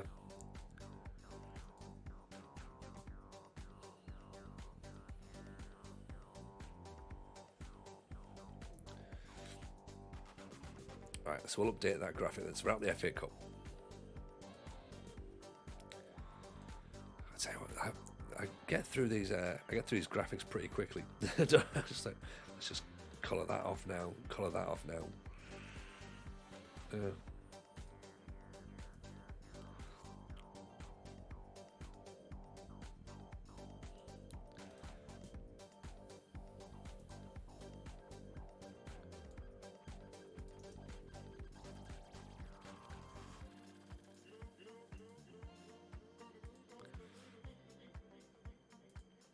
Right, stay up. As you can see, FA Cup now scratched off.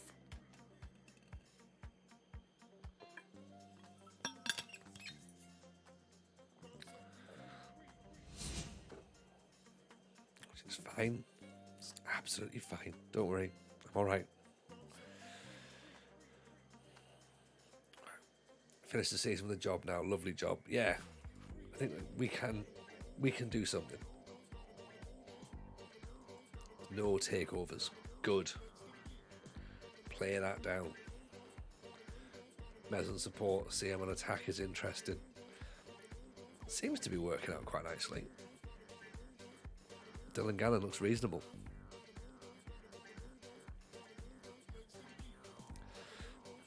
I mean, we previously, when we were at Banbridge, we had the we had a DM and a was it DM and what did we have? DM and Volante, which was quite nice. Really like that. That worked very nicely. And then the Shadow Striker was working really good at Oxford. Maybe a Shadow Striker would work here, but just don't know. 1.8 million. Lloyd Lewis is coming in. So it looks like we're signing the goal machine from Glentoran. Mez on attack and CM on support as well. He's a lot in 4-3-3. Chevron's gone to Derby. Boo. Can't believe we haven't got Chevron.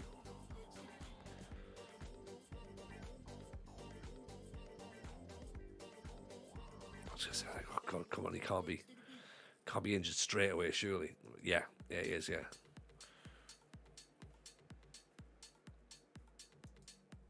Out for a couple of days. Heading off bus, good luck with this stream. Yeah, no worries, Mickey. We're gonna play this last game, I think, and then we're gonna drop a raid on, I think. So Adam Brook might be handy as well. Second progressive passes in the under-21s league. Hasn't played first team football yet. Worth a look though. Mambanda kicked him. Probably, yeah. Well, probably not, because he would have missed, and that's the problem. You know, would have been a nice idea, but he'd have got nowhere near him. Right, Satori's come in. He's coming on loan. Josh Brooking's gone to Zenit. Which is an odd move, I think. Has he actually gone straight away as well? No, he goes in July. Right, so Cox doesn't need to be registered, which is good because we might not want to register him really. Lloyd Lewis we want to get in.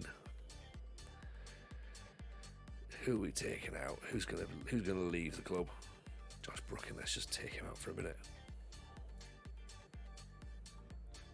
Does he need to be registered 25? Yeah. Good as a page, John. Thank you for the stream. Yeah, no worries, man. Not a trouble at all. Pleasure having you in as always. We're as I say, we're gonna play this last match, I think, and then after that we will we'll do some moving, I reckon. Hefty price tag for a Mario. 2 million. Is Lloyd Lewis a target man? Missed this scouting. Lloyd Lewis was a player that we saw when we were at Linfield. So are we streaming tomorrow? Yes, we're back tomorrow. 9 o'clock tomorrow evening. So Lloyd Lewis was a player that joined Glentoran when we were at Linfield. Were we at Linfield or were we 2026, 27? I think we were Banbridge actually. We tried to get him in. He went to Glentoran. He scored so many goals. It was unreal. And And we've just kept our eyes on him. I think he's probably more of a pressing forward, advanced forward. But I think he's an option for us. So keep him in the side, see what he does. He might turn out to be something, he might not.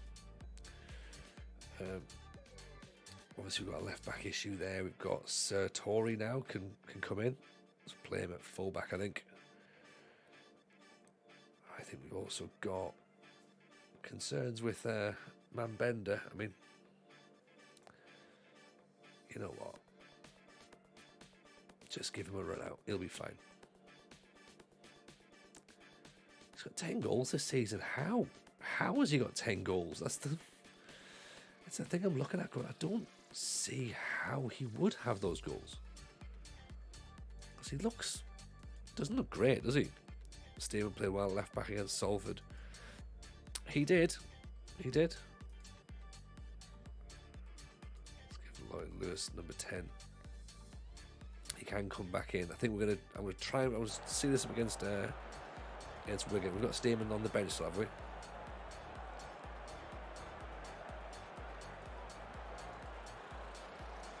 Yes, he's on the bench. Good. That's fine. We can bring Batty off then.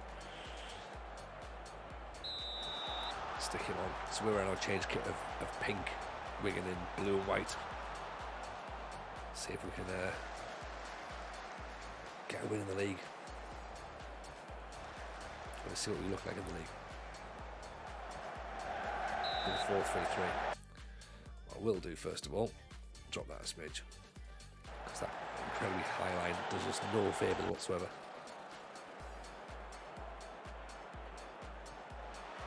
And again, Batty as a wing back on attack might not be the right either. Might not be the right pick.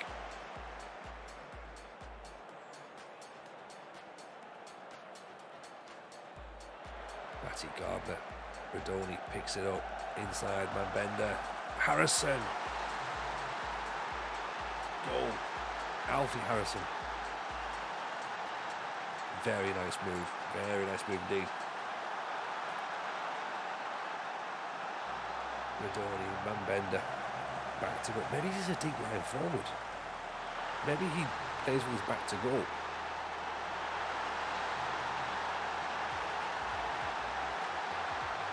Maybe, forgive me for saying this loud, maybe Huddersfield is set up to play strikers and he drops in as a false nine or something, maybe. Do you know what I mean? Like, or a trequartista or something like that.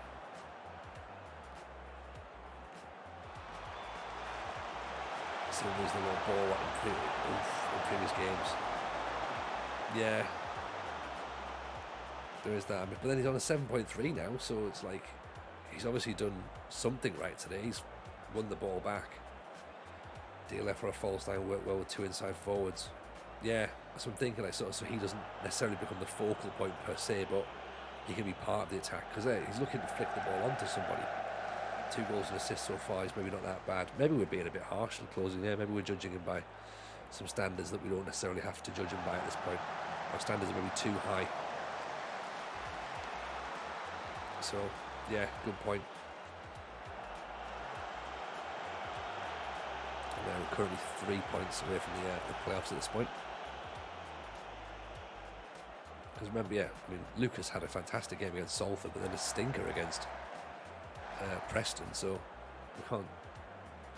It's certainly too early to tell on what these players can and can't do, I guess. Standard set, he's fight for small things. Yeah, expect the worst is where we are, Zeke, essentially. Great ball through. Manbender nearly scores. Stinker with an assist. Yeah, fair play. Manbender getting himself in decent position again there. Oh, 2-0. Goal from a set play, and it's the Brazilian fullback who sends the corner in as well on his debut. Sertori Akamea gets the header. 2-0, 26 minutes in. This is what we want.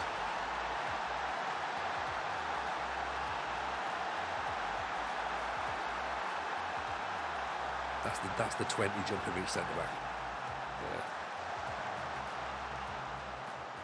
Yeah. Oof. Brazilian fullback fancies his chance with there. I'll have a go. What can possibly go wrong with a Brazilian defender? Campbell intercepts. Nice. Just lost control of the ball a little bit. Can he win it back? Yes, he can. Harrison. Radoni gives it away. Lucas thought about trying to put a foot in. Didn't get close enough. Ball's in, headed away. Matos. A good save by Cox. We don't see that very often. Saved again. Wow. 2 saves. 4 points now behind the McDonald's. A lot can change in this league though. Very quickly. Our next match is Birmingham, I think. Giving the ball away again. Have I got pass into space on? Is that the question?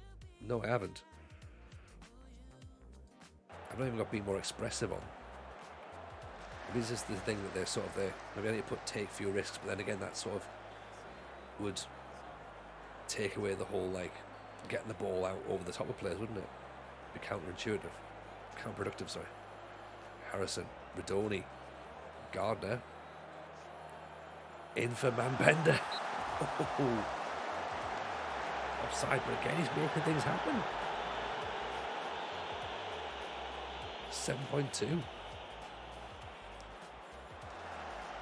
Gets the ball.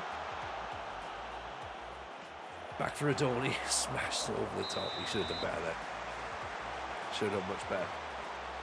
That's a good first half. That's a very good first half.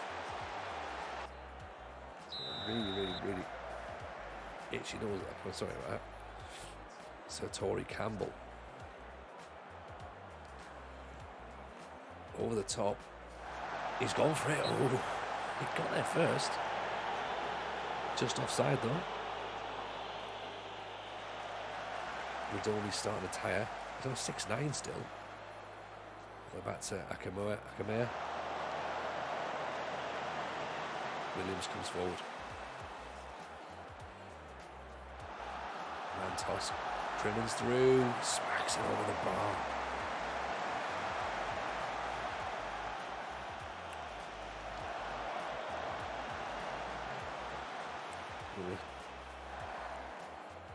In a sense, we've got good possession. We do give it away a little bit. Here's Gardner over the top. Waste chances as well. The Cox sit-down trick worked. Put him off. Yeah.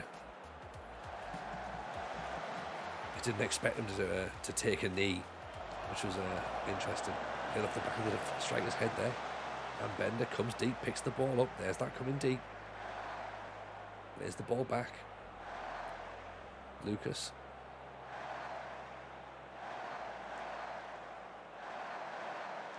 Harrison Campbell. Campbell pulls it back. Sartori. Back for Harrison. Deflected up and over. Back, he's tiring, so let's bring him off for Statement. Let's do that.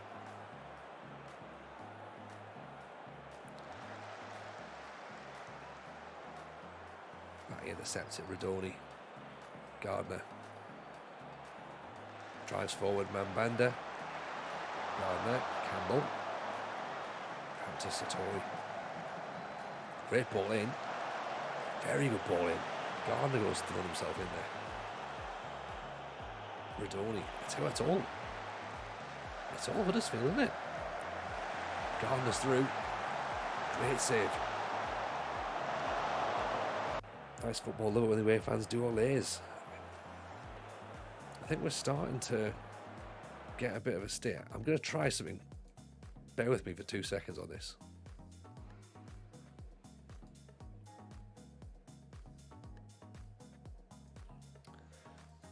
Just going to see. Sartori's looking very good in here at right back.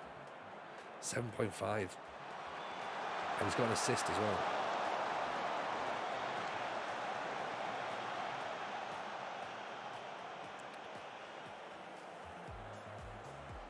Wonder if we pull Mambenda back, does it offer anything else, or does it just stifle the play?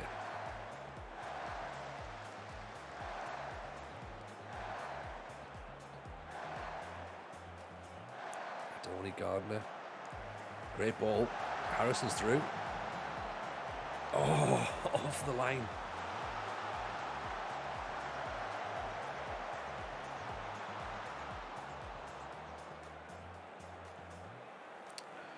I'm tempted to bring some subs on just to rest some players, but also I just want the players to get the confidence of winning.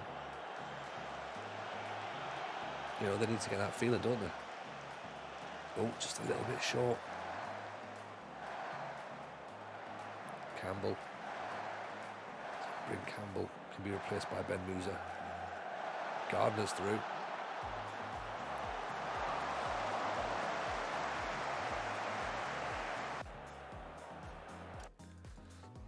I'd say what, he's looking pretty decent, isn't he?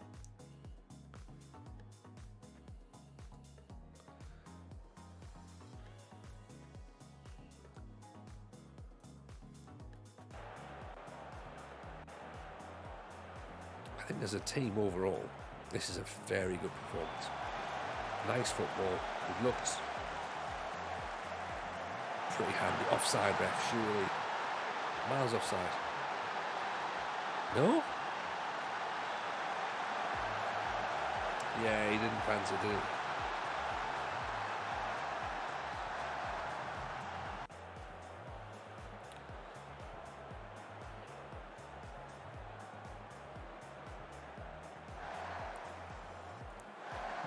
Picks the ball up again though. Ben Musa. Oof. I thought that was offside as well, Franco. We might have a little look at that as a replay, but 2-1. We'll take that. There's been a couple of offside goals that have been unsure. That was good. Let's have a look at this goal again, actually. So I think it's offside.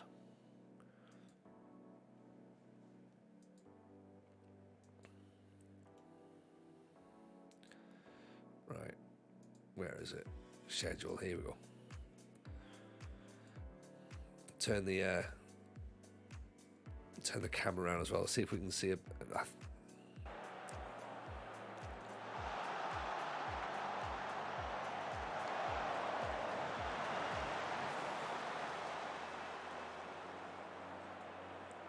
it's here, isn't it?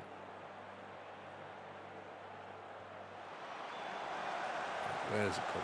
Okay, so everyone's offside here at this point, okay? Miles off. Absolutely miles off. Which player are they saying is not offside? Can someone clip this, by the way? Because this is 100% offside. Unbelievable. Right. The guy behind them, they're all offside. Every single one of them. Right, okay, so from here, okay, I'm going to start a... let me get this on screen here. Right.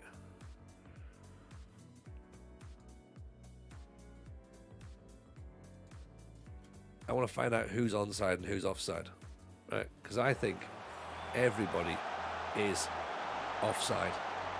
At this point here, when the ball's played through, I think there's two players offside. 100% I think there's two players offside.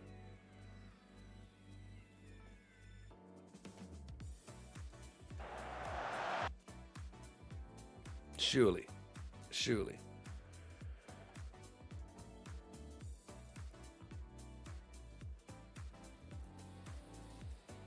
The ball does deflect off the defender. Does it? Okay, so that might be the thing. Mistake by the officials. We'll take a mistake by the officials, but as I say, ball's cleared out, ball comes back through, and that right there, I don't know. Surely the ball doesn't hit anybody. Maybe. Well, overall, it doesn't matter. There was maybe a slight deflection, possibly, but it's one of those things. It's one of those things. Anyway, the main thing was we actually got a win. We won a match. That's the main thing. Okay, that means we can go into the next match, next stream,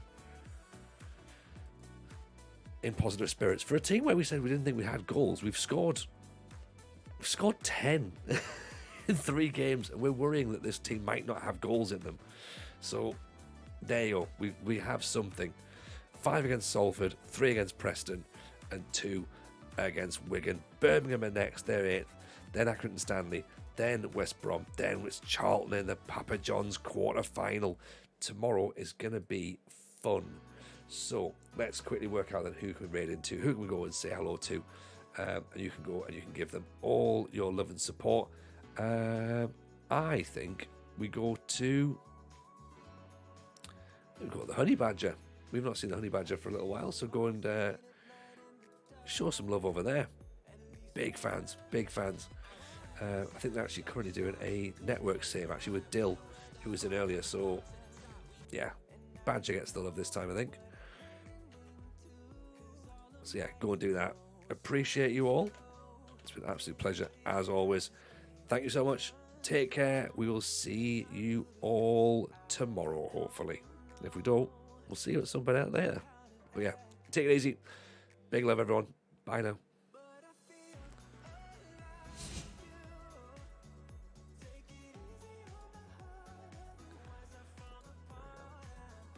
Hey, I'll take it. You know what? I'll take it.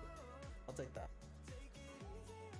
We're actually saving 2K on him right there. Hey, Tony, appreciate you, sir. Welcome in, and appreciate you. How are you doing today? How is British Steel with Huddersfield? And we're right now in our off season with USL. This is our online save. We got Dill 40K managing Orange County. We got Uzuru